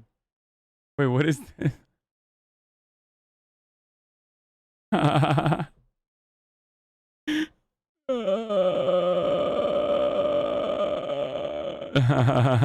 a good one, dude. That's a good one. What is it? Oh, dude, come on. Stop baiting me, guys. Yeah, it's top of the fucking hour. Okay, god damn it. So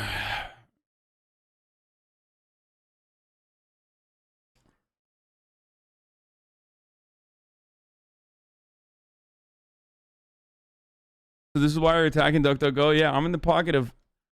Boys, I'm in the fucking pocket of Big Google. It's top of the hour.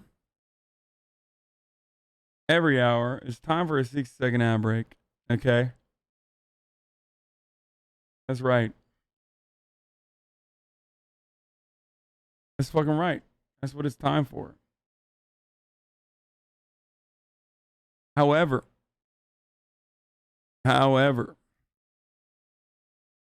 after this ad break, I'm going to do something very special. Here, I'm running it now, and then I'm going to do something very special after this ad break. That's right, it's okay, buddy time.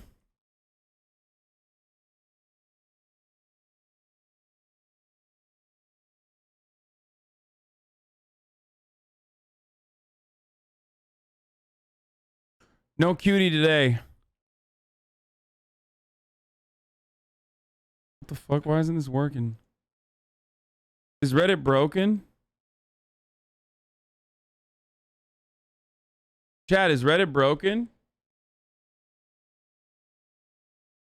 Is Reddit down right now?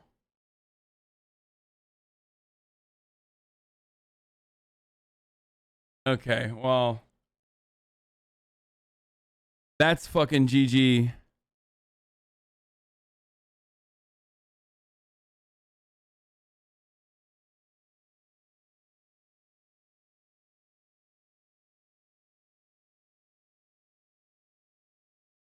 That's GG's.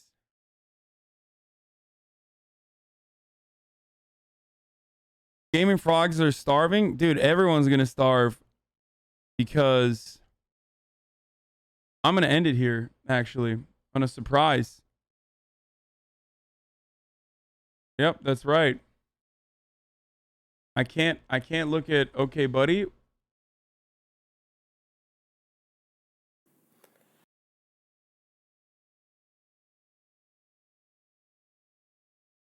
You guys are cucked for now, but it's gonna be okay. Now the reason why I'm ending it here is because I got some cool shit that I gotta do.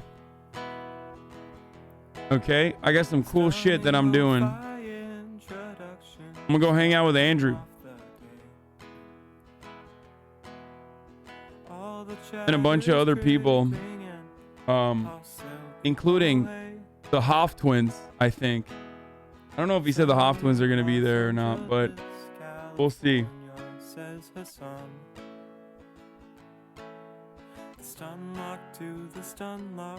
Okay.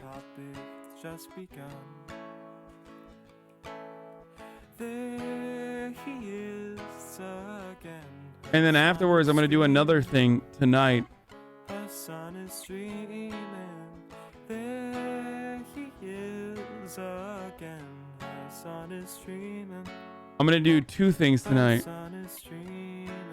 I can't tell you what the other one is. It's a bit of a secret, but I just told you one of those things. Dude, this guy's a psycho. Holy shit.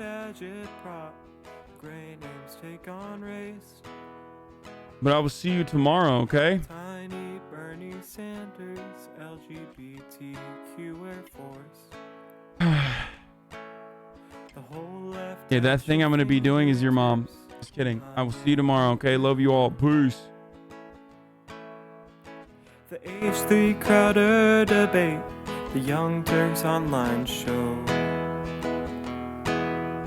3 full fucking years of this, and plenty more to go.